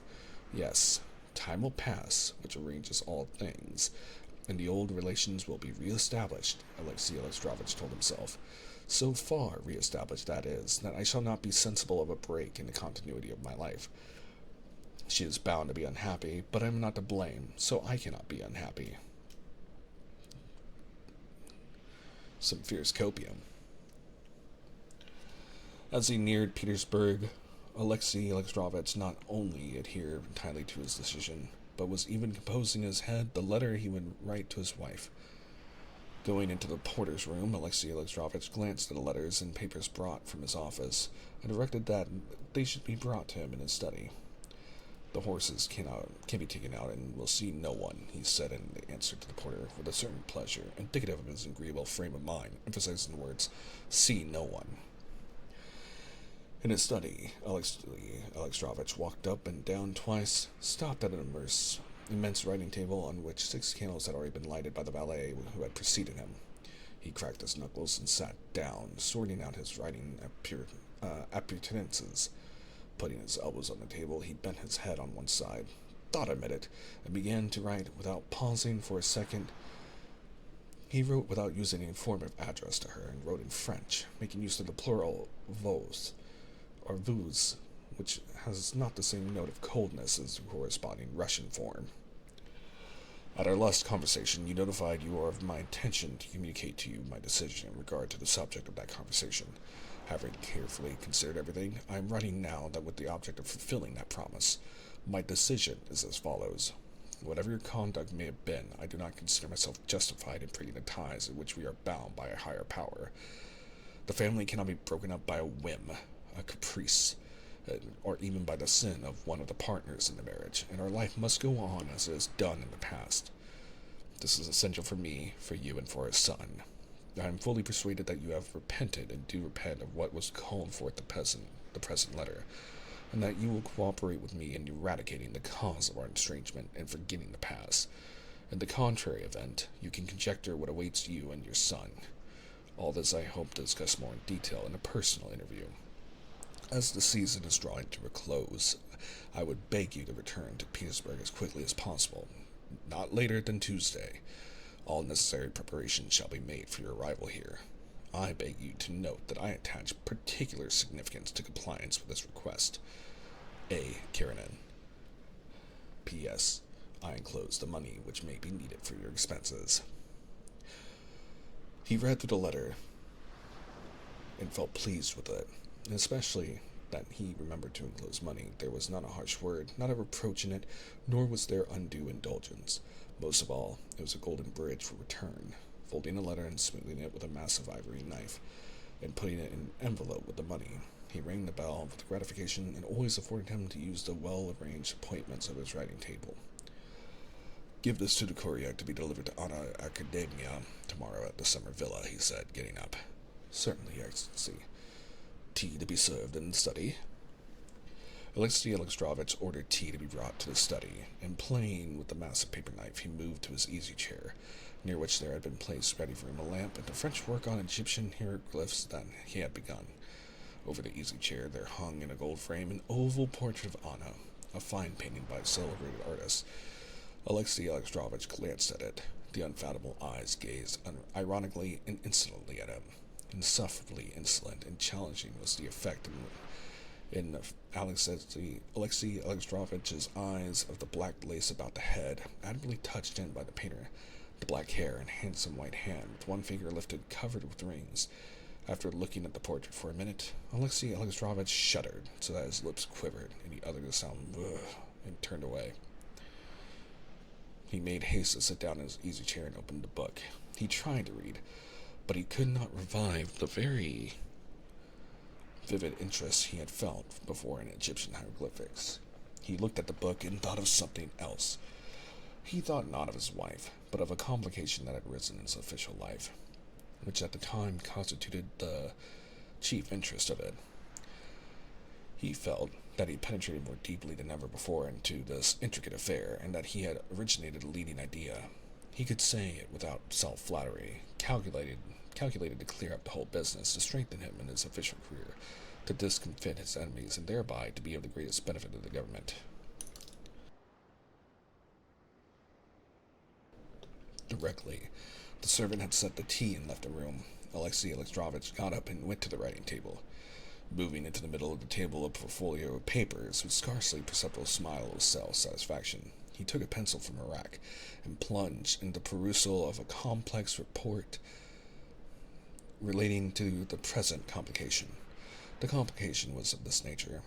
Alexei Alexandrovich's characteristic quality as a politician, that special individual qualification that every rising functionary possesses, the qualification that, with his unflagging ambition, his reserve, his honesty, and with his self-confidence had made his career, was his contempt for red tape, his cutting down of correspondence, his direct contact, wherever possible, with the living fact in his economy.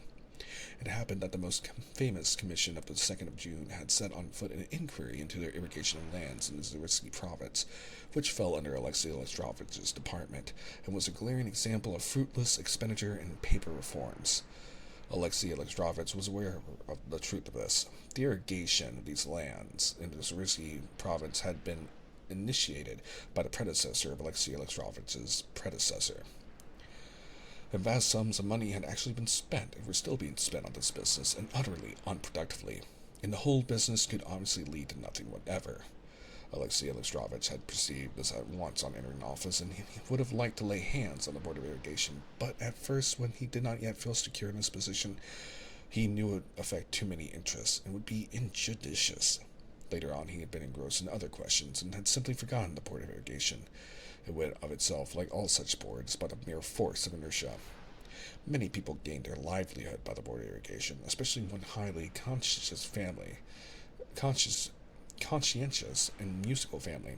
All the daughters played on string instruments, and Alexei Alexandrovich knew the family and had stood godfather to one of her elder daughters. The raising of this question by a hostile department was, in Alexei Alexandrovich's opinion, a dishonorable proceeding, seeing that in every department there were things similar and worse, which no one inquired into. For well-known reasons of official etiquette, however, now that the glove had been thrown down to him, he had boldly picked it up and demanded the appointment of a special commission to investigate and verify the working of the Board of Irrigation of the lands in the Zariski province. But in compensation, he gave no quarter to the enemy either. He demanded the appointment of another special commission to inquire into the question of the Native Tribes Organization Committee. The question of the Native Tribes had been brought up incidentally in the commission of the 2nd of June, and had been pressed forward actively by Alexei Alexandrovich as one admitting of no delay on account of the deplorable condition of the Native Tribes. In the commission, this question had been a ground of contention between several departments. The department hostile to Alexei Alexandrovich proved that the condition of the Native Tribes was exceedingly flourishing, that the proposed reconstruction might be the ruin of their prosperity, and that if there was anything wrong, it arose mainly from the failure on the part of Alexei Alexandrovich's department to carry out the measure prescribed by law. Now, Alexei Alexandrovich intended to demand first that a new commission should be formed which should be empowered to investigate the condition of the native tribes on the spot. Secondly, if it should appear that the condition of the native tribes actually was such as it appeared to be from the official documents in the hands of the committee, that another new scientific commission should be appointed to investigate the deplorable condition of the native tribes from the 1. Political, 2. Administrative, 3. Economic, 4. Ethnographical, 5. Material, and 6. Religious points of view. Thirdly, that evidence should be required from the rival department of the measures that had been taken during the last 10 years by that department for averting the disastrous conditions in which the native tribes were now placed. And fourthly, and finally, that department explained why it had, as appeared from the evidence before the committee from number 17015 and 18038, from December 5th, 1863, and June 7, 1864, acted in direct contravention of the intent of the law T, Act 18, and the note to Act 36. A flash of eagerness suffused the face of Alexei Alexandrovich as he rapidly wrote out a synopsis of these ideas for his own benefit. Having filled a sheet of paper, he got up, rang, and sent a note to the chief secretary of his department to look up certain necessary facts for him. Getting up and walking about the room, he glanced again at the portrait, frowned, and smiled contemptuously.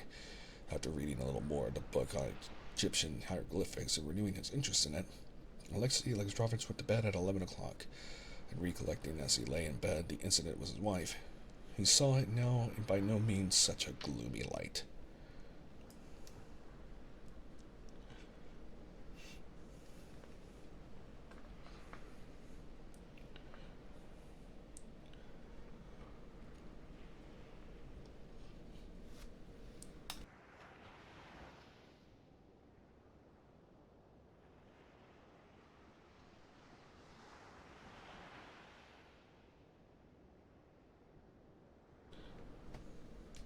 Chapter 15.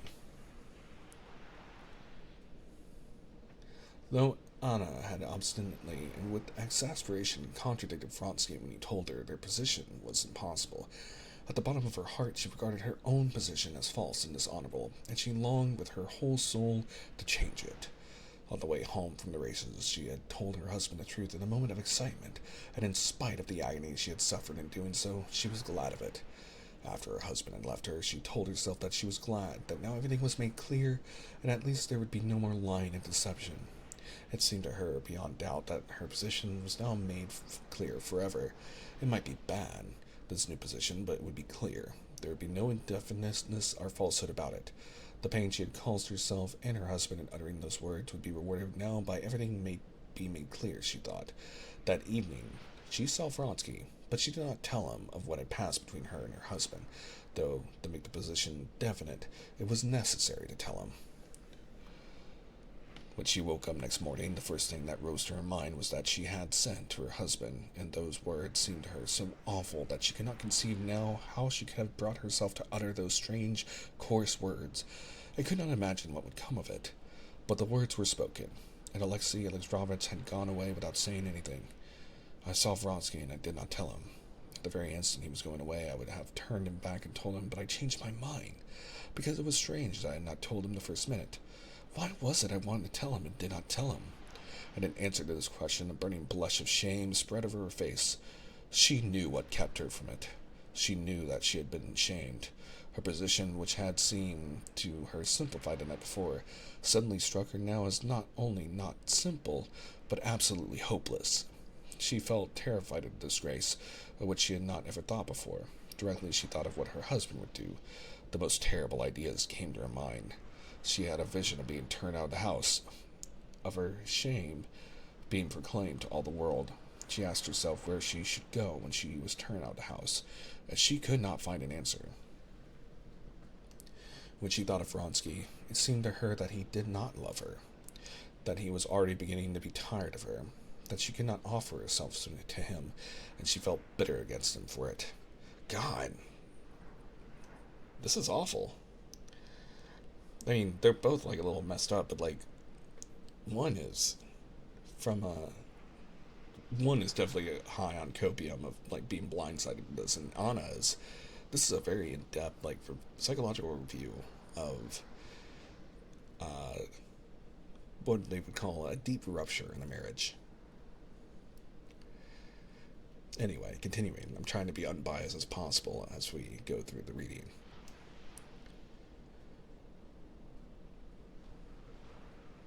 It seemed to her that the words that she had spoken to her husband and had continually repeated in her imagination, she had said to everyone, and everyone had heard them.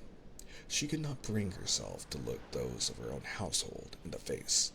She could not bring herself to call her maid, and still less go downstairs and see her son and his governess, which, by the way, what are the servants and the governess, and especially her son, who is seeing these visits, what are they thinking? Because I know that they've said that they were being sneaky about it. However, with the frequency of the visitations, I mean, people have to be talking. I'm very curious. We're getting to quite the juicy part of the story. Sorry, didn't mean to interrupt the story again. The maid, who had been listening to her door for a long... Oh, well, we're getting her answer. The maid, who had been listening at her door for a long while, came into her room of her own accord. Anna glanced inquiringly into her face and blushed with a scared look. The maid begged her pardon for coming in, saying that she had fancied the bell rang. She brought her clothes and a note. The note was from Betsy. Betsy reminded her that Lisa Mikalova and Baroness Stoltz were coming to play croquet with her that morning with their adorers, Kaluski and old Stromov. Come, if only as a study in morals I shall expect you, she finished. Anna read the note and heaved a deep sigh. Nothing. I need nothing, she said to Inuska, who was rearranging the bottles and brushes on the dressing table. You can go. I'll dress at once and come down. I need nothing. Anushka went out, but Anna did not begin dressing, and sat in the same position, her head and hands hanging listlessly, and every now and then she shivered all over, seemed as though she would make some gesture, utter some word, and sank back into lifelessness again. She repeated continually, my God, but neither God nor my had any meaning to her. The idea of seeking help in her difficulty in religion was as remote from her as seeking help from Alexei Alexandrovitch himself, although she had never had doubts of the faith in which she had been brought up. She knew that the support of religion was possible only upon condition of renouncing what made up for her the whole meaning of life. She was not simply miserable. She began to feel alarm at the new spiritual condition, never experienced before, in which she found herself.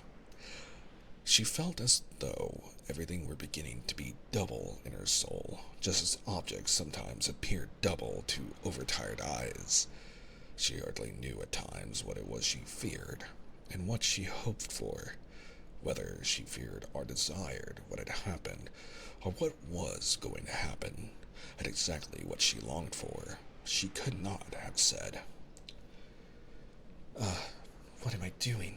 She said to herself, feeling a sudden thrill of pain both sides of her head.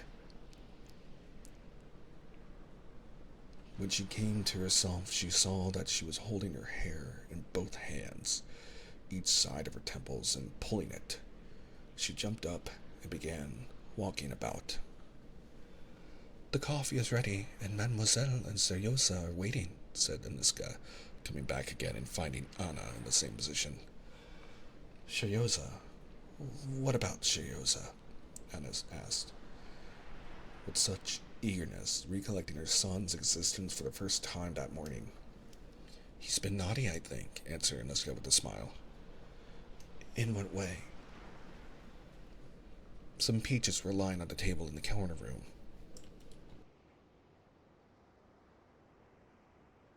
I think he slipped in and ate one of them on the sly. The recollection of her son suddenly roused Anna from the helpless condition in which she found herself. She recalled the partly sincere, though greatly exaggerated role of the mother living for her child, which she had taken up of late years, and she felt with joy that in the plight in which she found herself, she had a support quite apart from her relation to her husband, Arda Vronsky. This was this support was her son. Oh no. In whatever position she might be placed, she could not lose her son. Her husband might put her to shame and turn her out. Vronsky might grow cold to her and go on living his own life apart. She thought of him again with bitterness and reproach. She could not leave her son, her poor son. That's I'm imagining the emotional inclinations that this is alluding to, and I worry. She had an aim in life, and she must act to secure this relation to her son, so that he might not be taken from her. Quickly indeed, as quickly as possible. She must take action before he was taken from her. She must take her son and go away. Here was the one thing she had to do now. She needed consolation. She must be calm and get out of this insufferable position. The thought of immediate action binding her to her son, of going away somewhere with him, gave her this consolation, so she's running away. What the? Huh? Even though she was very proud of being with Vronsky, and this is very intriguing. Again, I'm not saying this with judgment, I'm just surprised that this is the turn that's being made. Now, I've definitely I've dated a few people in my life, and unfortunately in a couple of those situations I've been cheated on, but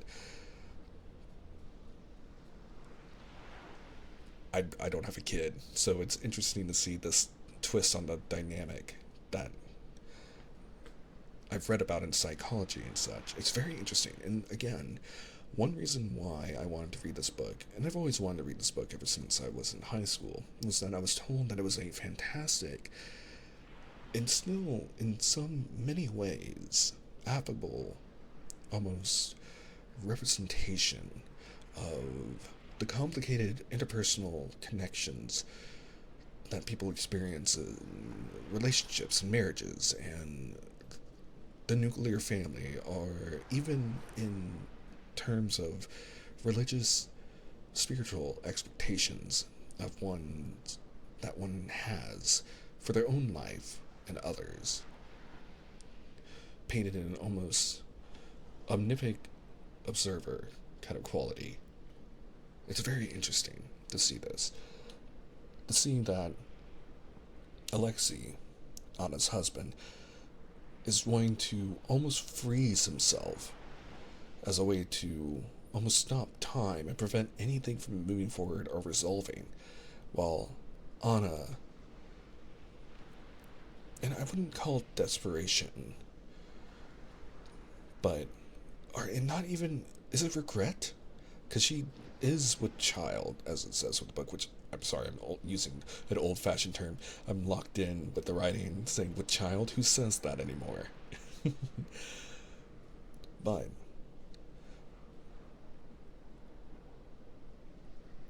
how is she expecting to run? Or is this just a brief shock of the aftermath of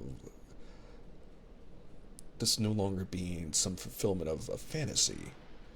It seems to be, not to insult the situation, of what's supposed to be a almost non-committal fantasy, that there being actual stakes in the game, that she wishes to run from it.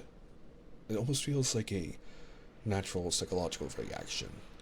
And I wonder if this is her true thoughts, or just a brief glimpse of the process of buyer's remorse, for lack of a better term.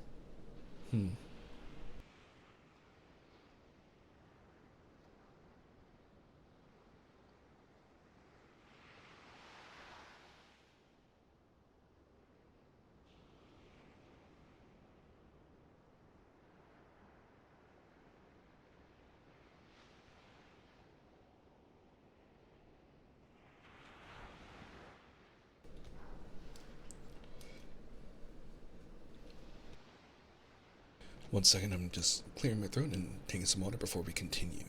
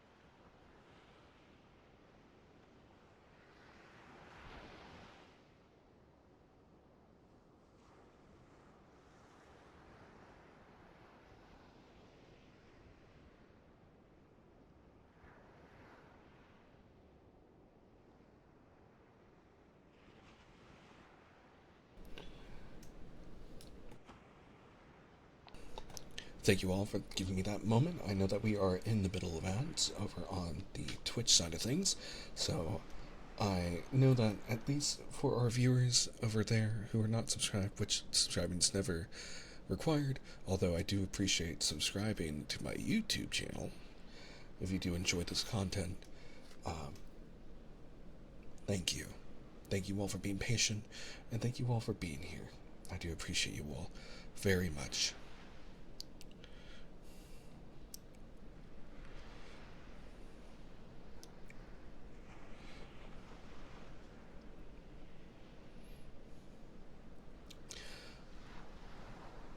Here was one she needed consolation. She must be calm and get out of this insufferable position. The thought of immediate action binding her to a son, of going away somewhere with him, gave her this consolation. She dressed quickly, went downstairs, and with resolute steps walked into the drawing room, where she found, as usual, waiting for her the coffee, Shiryoza, and his governess. Shiryoza, all in white, with his back and head bent, was standing at the table under a looking glass. And welcome back, everyone, from the ads. Thank you so much for your patience. I do appreciate that. You were just in time. I was pausing anyway to hydrate and return back to reading. So I will start over because we had just started. She dressed quickly, went downstairs, and with resolute steps walked into the drawing room, where she found, as usual, waiting for her the coffee, Shiryoza, and his governess.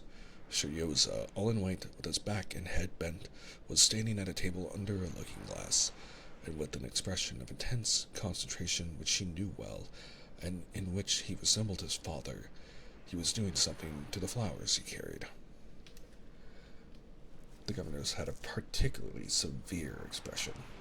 Shiryoza screamed shrilly, as he often did, "Ah, Mama!"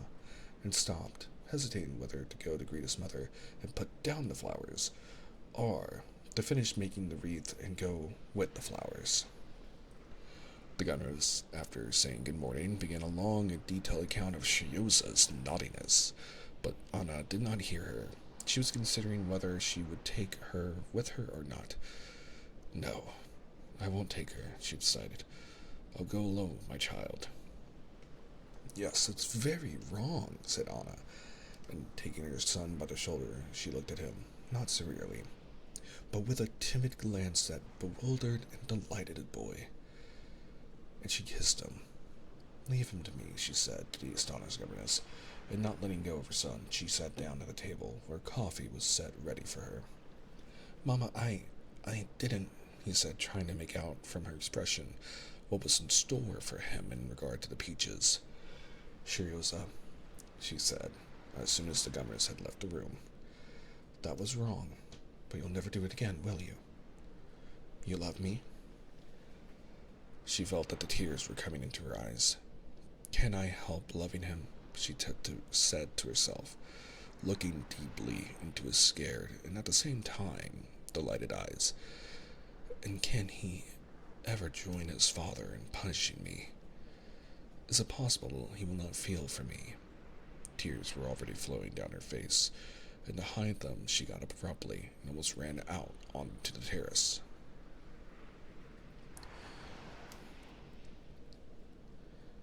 After the thunder showers of the last few days, cold, bright weather had set in. The air was cold and the bright sun that filtered through the freshly washed leaves. She shivered,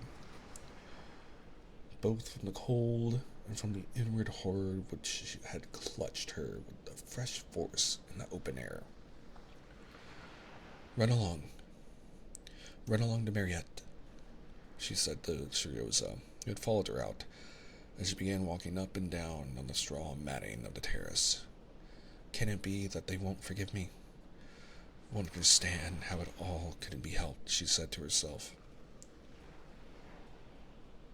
Standing still and looking at the tops of the aspen trees waving in the wind with their freshly washed, brightly shining leaves in the cold sunshine, she knew that they would not forgive her, that everyone and everything would be merciless to her now, as was that sky, that green, and again she felt that everything was split in two in her soul. I mustn't think, she said to herself. I must get ready. To go where? When? Whom to take with me? Yes. To Moscow by the evening train. Anushka and Serioza, and only the most necessary things. But first, I must write to them both. She went quickly indoors into her boudoir, sat down at the table and wrote to her husband. After what has happened, I cannot remain any longer in your house. I am going away and taking my son with me. I don't know the law, and so I don't know with which of the parents the son should remain. But I take him with me because I cannot live without him. Be generous. Leave him to me. Up to this point, she wrote rapidly and naturally, but the appeal to his generosity, a quality she did not recognize in him, and the necessity of winding up the letter with something touching her, pulled her up. Of my fault and my remorse I cannot speak because... She stopped again, finding no connection in her ideas. No, she said to herself, there's no need of anything. And tearing up the letter, she wrote it again, leaving out the allusion to generosity, and sealed it up. Another letter had to be written to Vronsky. I have told my husband, she wrote, and she sat a long while unable to write more. It was so coarse, so unfeminine. And what more am I to write to him? She said to herself. Again, a flush of shame spread over her face. She recalled his composure, and a feeling of anger against him impelled her to tear the sheet with the phrase she had written into tiny bits. No need of anything, she said to herself, and closing her blotting case, she went upstairs, told the governess and the servants that she was going that day to Moscow, and at once set to work to pack her things.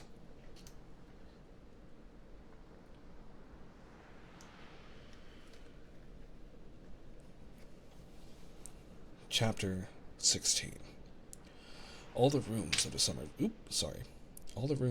villa were full of porters, gardeners, and footmen going to and fro carrying out things. Cupboards and chests were open. Twice they had sent to the shop for cord. Pieces of newspaper were tossing about on the floor. 2 trunks, some bags, and strapped-up rugs had been carried down into the hall. The carriage and 2 hired cabs were waiting at the steps. Anna, forgetting her inward agitation in the work of packing, was standing at a table in her boudoir, packing her traveling bag, when Anushka called her attention to the rattle of some carriage driving up. Anna looked out of the window and saw Alexei Alexandrovich's courier on the steps, ringing at the front doorbell. Run and find out what it is, she said, and with a calm sense of being prepared for anything, she sat down in a low chair, folding her hands on her knees. A footman brought in a thick packet directed in Alexei Alexandrovich's hand. The courier has orders to wait for an answer, he said. Very well, she said, and as soon as he had left the room, she tore open the letter with trembling fingers. A roll of unfolded notes done up in a wrapper fell out of it. She disengaged the letter and began reading it at the end. Preparation shall be made for your arrival here. I attach particular significance to compliance, she read. She ran on, then back, read it all through. I've done that before. I usually go to the very ending of a message of rather long ones, because sometimes people wait to the end to get to the point, just to see what waits me, and then I read everything through. Maybe that's just my ADHD. Sorry. Back to the story. She read it all the way through, and once more read the letter all through again from the beginning. When she had finished, she felt that she was cold all over, and that a fearful calamity, such as she had not expected, had burst upon her. In the morning, she had regretted that she had spoken to her husband, and wished for nothing so much as that those words could be unspoken. And here, this letter regarded them as unspoken, and gave her what she had wanted. But now, this letter seemed to her more awful than anything she had been able to conceive. He's right, she said. Of course, he's always right. He's a Christian. He's generous.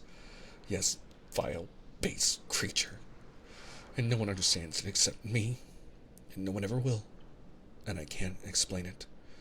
They say he's so religious, so high-principled, so upright, so clever. But I don't see what I've seen. They don't know how he has crushed my life for 8 years, crushed everything that was living in me. He has not once even thought that I'm a live woman who must have love. They don't know how at every step he's humiliated me, and been just as pleased with himself. Haven't I striven with all my strength to find something to give meaning to my life? Haven't I struggled to love him, to love my son, when I could not love my husband? But the time came when I knew that I couldn't cheat myself any longer, that I was alive, that I was not to blame, that God has made me so that I must love and live, and now what does he do? If he killed me in Minecraft, if he killed him, I could have borne anything. I could have forgiven anything, but no, he... How was it I didn't guess what he would do? He's doing just what's characteristic of his mean character. He'll keep himself in the right, while me, in my ruin, he'll drive still lower to worse ruin yet. She recalled the words from the letter. You can conjecture what awaits you and your son. That's a threat to take away my child, and most likely by their stupid law he can. But I know very well why he says it. He doesn't believe in my love for my child, or he despises it, just as he always used to ridicule it. He despises that feeling in me, but he knows that I won't abandon my child, that I can't abandon my child, that there could be no life for me without my child, even with him whom I love, but that if I abandoned my child and ran away from him, I should be acting like the most infamous, basest of women. He knows that, and knows that I am incapable of doing that. This is intense. She recalled another sentence in the letter. Our life must go on as it has done in the past. That life was miserable enough in the old days. It has been awful of late. What will it be now? And he knows all that. He knows that I can't repent, that I breathe, that I love. He knows that I can lead to nothing but lying and deceit. But he wants to go on torturing me. I know him. I know that he's at home and is happy in deceit, like a fish swimming in the water. No, I won't give him that happiness. I'll break through the spiderweb of lies in which he wants to catch me, come what may. Anything's better than lying and deceit. But how, my God, was ever a woman so miserable as I am? No, I will break through it. I will break through it, she cried, jumping up and keeping back her tears, and she went to the writing table to write him another letter. But at the bottom of her heart, she felt that she was not strong enough to break through anything, that she was not strong enough to get out of her old position, however false and dishonorable it might be. See, she sat down at the writing table, but instead of writing, she clasped her hands on the table. She clasped her hands on the table, and laying her head on them, burst into tears. With sobs and heaving breasts like a child crying, she was weeping that her dream of her position, being made clear and definite, had been annihilated forever. She knew beforehand that everything would go on in the old way, and far worse indeed than in the old way. She felt that the position in the world that she enjoyed and that had seemed to her of so little consequence in the morning, that this position was precious to her, that she would not have the strength to exchange it for the shameful position of a woman who has abandoned husband and child to join her lover. That however much she might struggle, she could not be stronger than herself. She would never know freedom and love, but remain forever a guilty wife, with the menace of detection hanging over her at every instant, deceiving her husband for the sake of a shameful connection with a man living apart and away from her, whose life she could never share.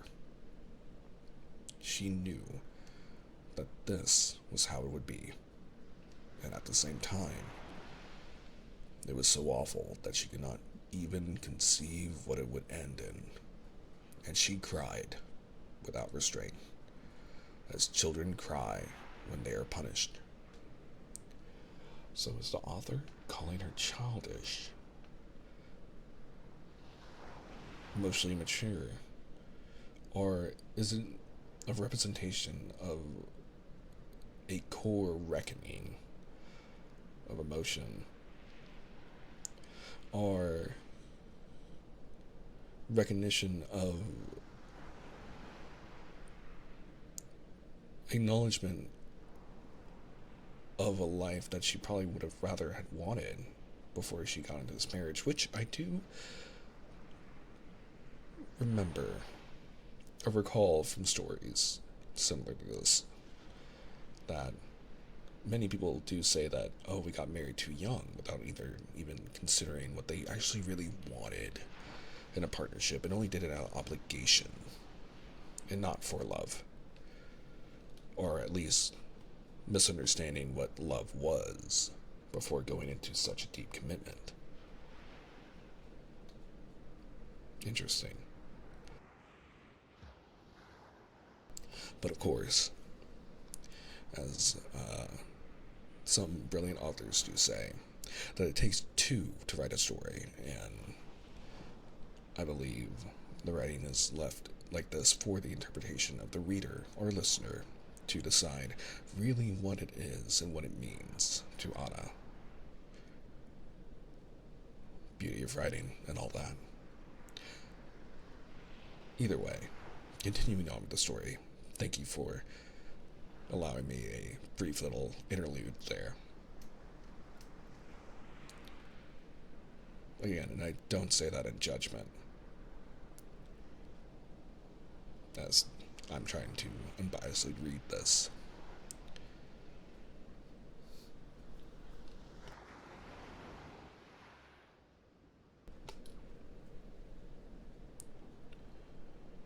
The sound of the footman's steps forced her to rouse herself, and hiding her face from him, she pretended to be writing. "The courier asks if there's an answer," the footman announced. "An answer? Yes," said Anna. "Let him wait. I'll ring." What can I write? She thought. What can I decide upon alone? What do I know? What do I want? What is there I care for? Again, she felt that her soul was beginning to be split in two. She was terrified again at this feeling, and clutched at the first pretext for doing something which might divert her thoughts from herself. I ought to see Alexei. So she called Vronsky in her thoughts. No. No one but he can tell me what I ought to do. I'll go to Betsy's. Perhaps I shall see him there, she said to herself, completely forgetting that when she had told him the day before that she was not going to Princess Verskaya's, he had said that in that case he should not go either. She went up to the table, wrote to her husband, "I have received your letter, A," and ringing the bell, gave it to the footman. "We are not going?" she said to Anaska as she came in. "Not going at all?" "No. Don't unpack till tomorrow. And let the carriage wait. I'm going to the princess's." "Which dress am I to get ready?"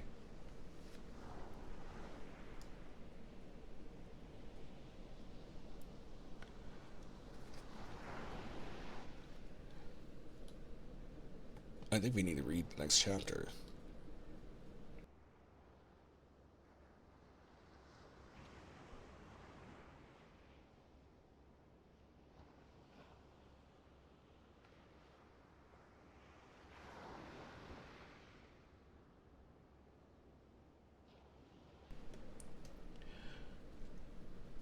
Usually we only read 10 chapters, but with where we are in the story, I feel like a little bonus reading is in order.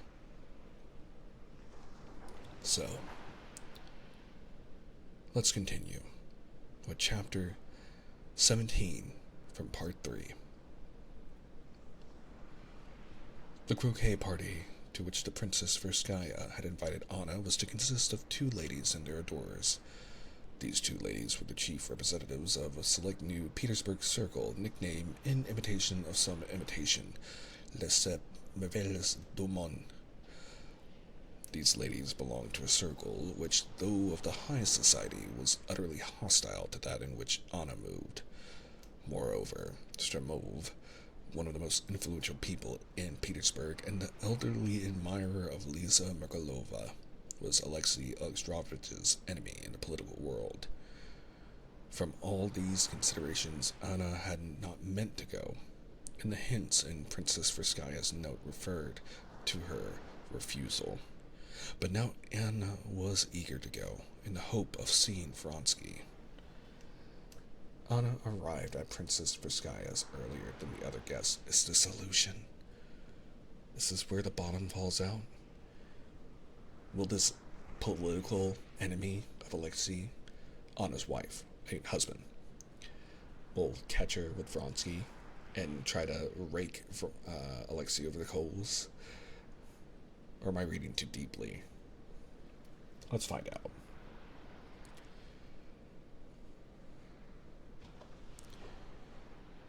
At the same moment as she entered, Vronsky's footman, with side whiskers combed down like a Kamajanka, went in too. He stopped at the door and, taking off his cap, let her pass.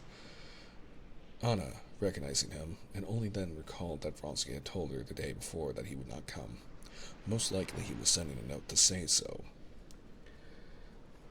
As she took off her outer garment in the hall, she heard the footman pronouncing his R's even like a Kamajanka, say, "From the Count for the Princess," and handed the note.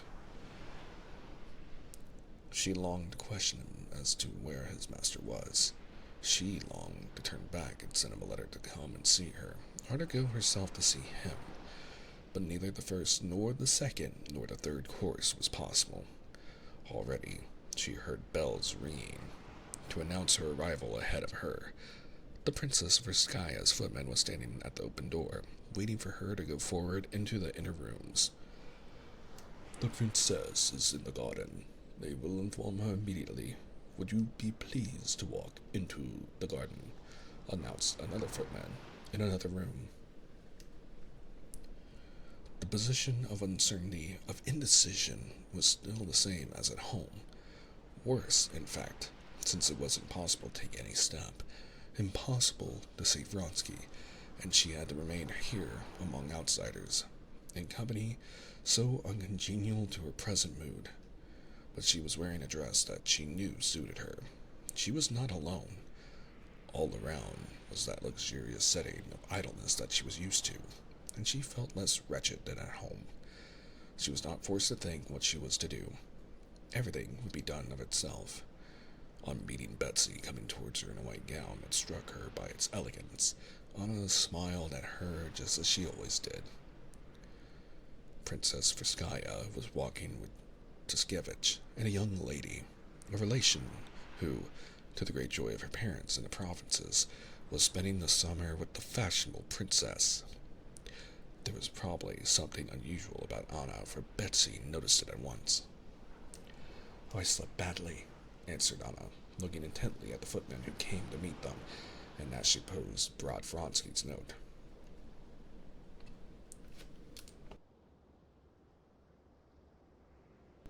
"How glad I am you've come," said Betsy. "I'm tired, and was just longing to have some tea before they come.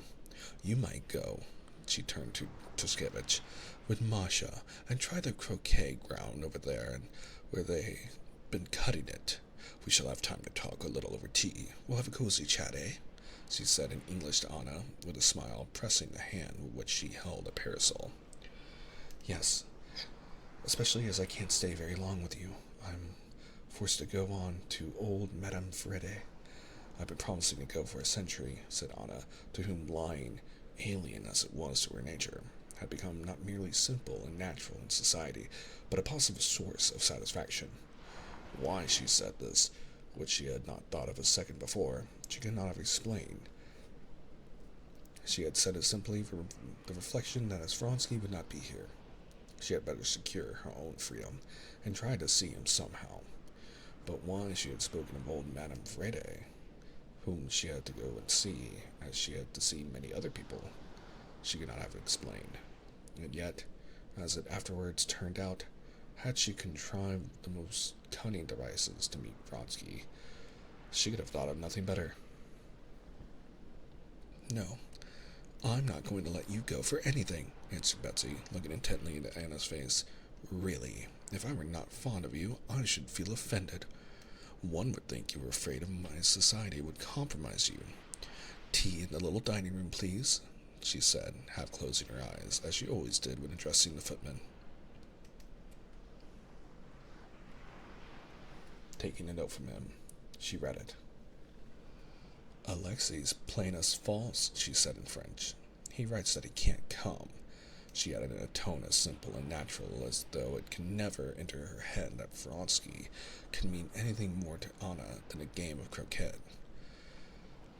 Anna knew that Betsy knew everything, but hearing how she spoke of Vronsky before her, she almost felt persuaded for a minute that she knew nothing.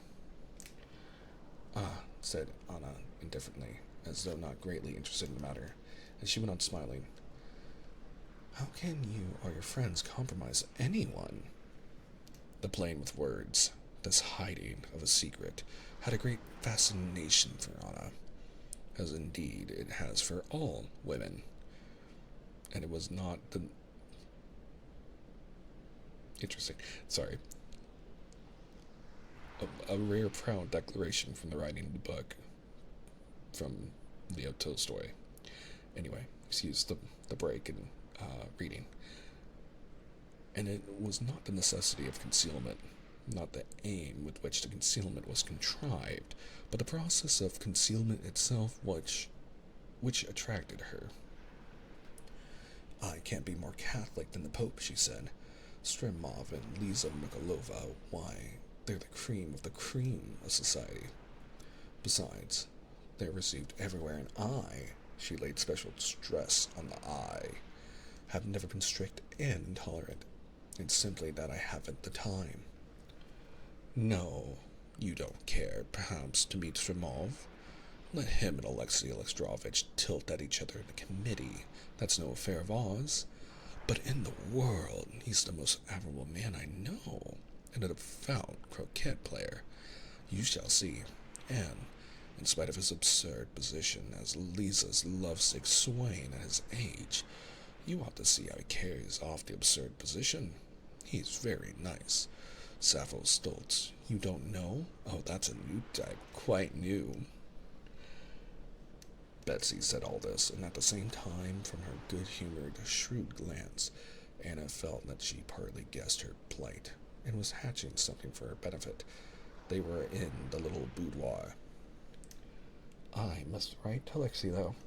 And Betsy sat down at the table, scribbled a few lines, and put in the note in an envelope. I'm telling him to come to dinner. I've one lady extra to dinner with me, and no man to take her in. Look what I've said. Will that persuade him? Excuse me. I must leave it for a minute. Would you seal it up, please, and set it off? She said from the door. I have to give some directions. Without a moment's thought, Anna sat down to the table with Betsy's letter, and, without reading it, wrote below, It's essential for me to see you. Come to the Verde Garden. I shall be there at 6 o'clock. She sealed it up, and Betsy, coming back in her presence, handed the note to be taken. Secrets. Intrigue. Without a moment's thought, Anna sat down to the table with Betsy's letter, and without reading it, wrote, oh, I already read that, my bad. At tea, which was brought them on a little table in the cool little drawing room, the cozy chat promised by Princess Friskaya before the arrival of her visitors really did come off between the two women. They criticized the people that they were expecting, and the conversation fell upon Liza Mikalova. She's very sweet, and I always liked her. You ought to like her. She raves about you. Yesterday she came up to me after the races and was in despair at not finding you. She says you're a real heroine of romance, and that if she were a man, she would do all sorts of bad things for your sake. Stremov says she does that as it is.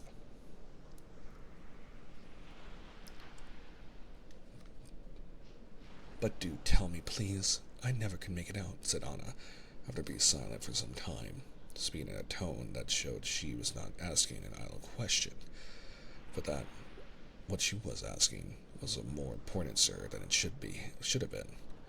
Do tell me, please, what are her relations with Prince Kaluski, Mishka, as he's called? I've met them so little. What does it mean? Betsy smiled with her eyes and looked intently at Anna. It's a new manner, she said. They've all adopted that manner. They flung their caps over the windmills, but there are ways and ways of flinging them. Yes, but what are her relations precisely with Kaluski? Betsy broke into unexpectedly mirthful and irrepressible laughter, a thing which rarely happened with her. You're encroaching on Princess Bayakaya's special domain now. That's the question of an infant terrible. And Betsy obviously tried to restrain herself, but could not, and went off into peals of that infectious laughter that people laugh who do not laugh often. You'd better ask them, she brought out, between tears of laughter. No, you laugh, said Anna, laughing too in spite of herself, but I never could understand it. I can't understand the husband's role in it. The husband? Liza Mikhailova's husband carries her shawl as if always ready to be of use, but anything more than that in reality, no one cares to inquire. You know, in decent society, one doesn't talk or think even of certain details of a toilet. That's how it is with this. Will you be at Madame Rolandang's feet? Where's a fete? asked Anna to change the conversation. I don't think so, answered Betsy, and without looking at her friend, she began filling the little transparent cups with fragrant tea. Putting a cup before Anna, she took out a cigarette, and fitting it into a silver holder, she lit it. It's like this, you see. I'm in a fortunate position, she began, quite serious now, as she took her cup. I understand you, and I understand Lisa. Lisa now is in one of those naive natures that, like children, don't know what's good and what's bad. Anyway, she didn't comprehend it when she was very young, and now she's aware that the lack of comprehension suits her. Now, perhaps, she doesn't know on purpose, said Betsy with a subtle smile. But anyway, it suits her. The very same thing, don't you see, may be looked at tragically and turned into a misery, or it may be looked at simply and even humorously. Possibly, you are inclined to look at things too tragically. How should I like to know other people just as I know myself? Said Anna, seriously and dreamily. Am I worse than other people? Or better? I think I'm worse. Infant terrible, repeated Betsy. But here they are.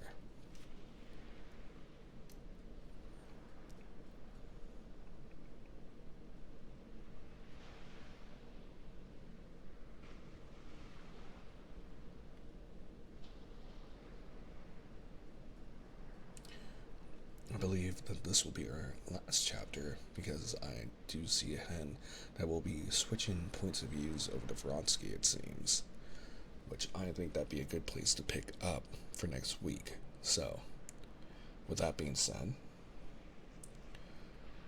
chapter 18.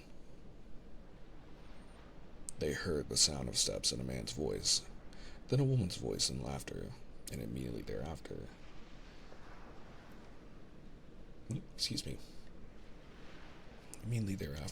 there walked in the expected guests, Sappho, Stoltz, and a young man beaming with an excess of health, the so-called Vaska. It was evident that ample supplies of beefsteak, truffles, and burgundy never failed to reach him at the fitting hour. Vaska bowed to the two ladies and glanced at them, but only for 1 second. He walked after Sappho into the drawing room and followed her about as though he were chained to her, keeping his sparkling eyes fixed on her as though he wanted to eat her. Sappho Stoltz was a blonde beauty with black eyes. She walked with smart little steps in high-heeled shoes and shook hands with the ladies vigorously like a man.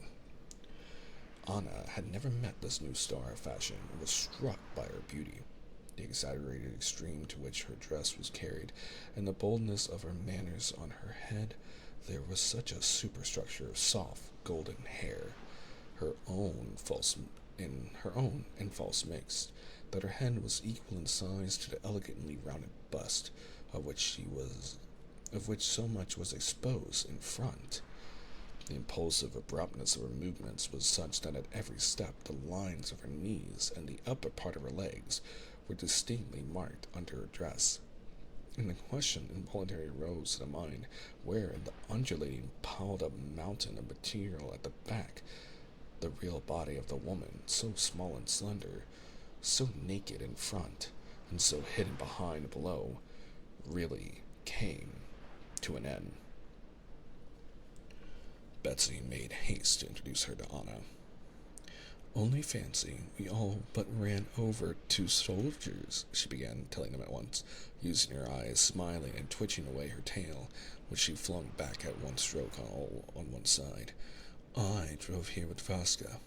Ah, to be sure, you don't know each other. And mentioning his surname, she introduced the young man, and reddening a little, broke into a ringing laugh at her mistake, and that is, at her having called him Vaska to a stranger. Vaska bowed once more to Anna, but he said nothing to her. He addressed Sappho. You've lost your bet. We got here first. Pay up, said he, smiling. Sappho laughed still more festively. Not just now, she said. All right. I'll have it later. Very well, very well. Oh, yes, she turned back to Princess Betsy. I am a nice person. I positively forgot it. I've brought you a visitor. And here he comes, the, un- the unexpected young visitor whom Sappho had invited and whom she had forgotten was, however, a personage of such consequence that, in spite of his youth, both ladies rose on his entrance. He was a new admirer of Sappho's. He now dogged her footsteps like Vaska. Soon after, Prince Kaluski arrived, and Lisa Merkalova was Dramov. Lisa Merkalova was a thin brunette with an oriental, languid type of face, and, as everyone used to say, exquisite, enigmatic, in, excuse me, exquisite, enigmatic eyes. The tone of her dark dress, Anna immediately observed and appreciated the fact, was in perfect harmony with her style of beauty. Lisa was as soft and innovative as Sopho was smart and abrupt. But, to Anna's taste, Lisa was far more attractive. Betsy, had said to Anna that she had adopted the pose of an innocent child, but when Anna saw her, she felt that this was not the truth. She was really both innocent and corrupt, but a sweet and passive woman. It is true that her tone was the same as Sappho's, that, like Sappho, she had two men, one young and one old, tacked to her, and devouring her with their eyes. But there was something in her higher than what surrounded her. There was in her the glow of the real diamond among glass imitations. This glow shone out in her exquisite, truly enigmatic eyes. Enigmatic eyes. The wary and at the same time passionate glance of those eyes, encircled by dark rings, impressed one by its perfect sincerity. Everyone looking into those eyes fancied he knew her wholly, and knowing her, could not but love her. At the sight of Anna, her whole face lit up at once with a smile of delight.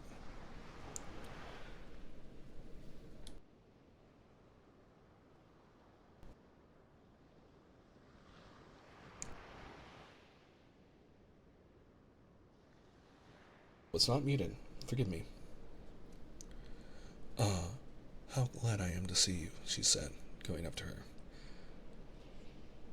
Yesterday at the races, all I wanted was to get to you, but you've gone away.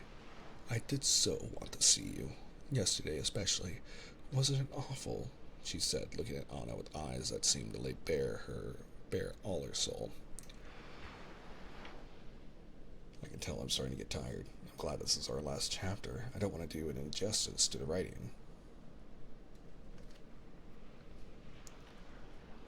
Yes, I had no idea it would be so thrilling, said Anna, blushing. The company got up at this moment to go into the garden. I'm not going, said Lisa, smiling and settling herself close to Anna. You won't go either, will you?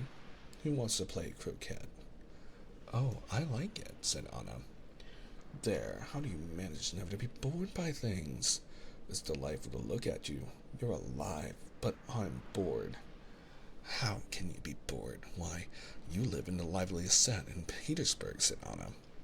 Possibly.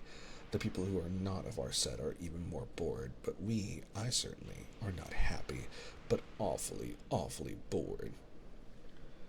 Sappho smoked a cigarette and went off into the garden with the two young men. Betsy and Shermov remained at the tea table. What? Bored? Said Betsy. Sappho says they did enjoy themselves tremendously at your house last night. Oh, how dreary it all was, said Lisa Merkalova. We all drove back to my place after the races, and always the same people. Always the same. Always the same thing. We lounged about on sofas all the evening. What is there to enjoy in that? No. Do tell me how you manage never to be bored, she said, addressing Anna again. One has but to look at you and one sees, here's a woman who may be happy, or unhappy, but isn't bored. Tell me, how do you do it? Do nothing, answered Anna, blushing at these searching questions. That's the best way, Stremov put in. Stremov was a man of 50. Oh, Stremov. That's the best way, Stremov put in. Stremov was a man of 50, partly gray, but still vigorous looking, very ugly, but with a characteristic, intelligent face. Lisa Mergalova was his wife's niece, and he spent all his leisure hours with her. On meeting Anna Karenina, as he was Alexei Alexandrovich's enemy in the government, he tried, like a shrewd man and a man of the world, to be particularly cordial with her, the wife of his enemy. Nothing, he put in with a subtle smile. That's the very best way. I told you long ago, he said, turning to Lisa Merkalova, that if you don't want to be bored, you mustn't think you're going to be bored. It's just as you mustn't be afraid of not being able to fall asleep if you're afraid of sleeplessness. That's just what Anna Akadevna has just said. Afraid of... Oh, I should be very glad if I had said it, for it's not only clever, but true, said Anna, smiling.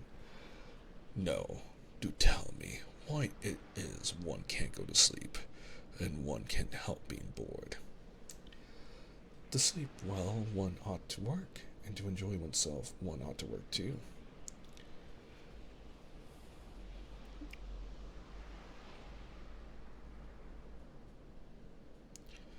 When am I to work, for when my work is no use to anybody, and I can't and won't knowingly make a pretense about it?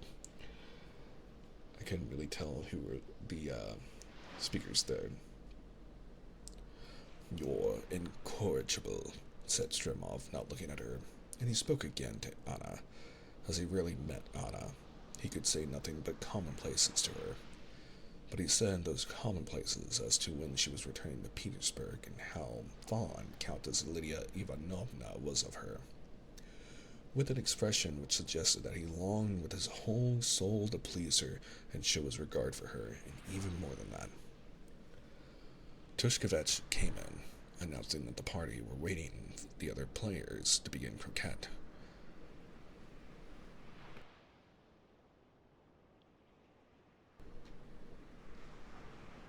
No, don't go away. Please don't, pleaded Lisa Merkalova, hearing that Anna was going. Stremov joined in her entreaties. It's too violent a transition, he said, to go from such company to old Madame Vrede.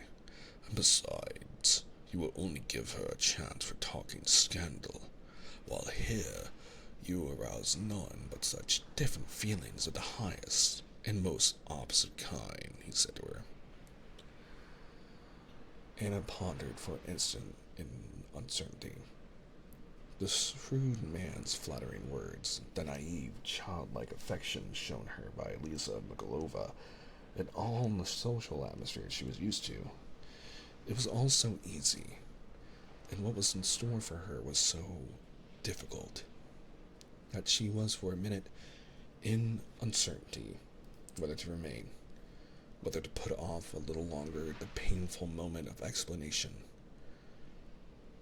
But, remembering what was in store for her alone at home, if she did not come to some decision, remembering that gesture, terrible even in memory, when she had clutched her hair in both hands, she said goodbye and went away.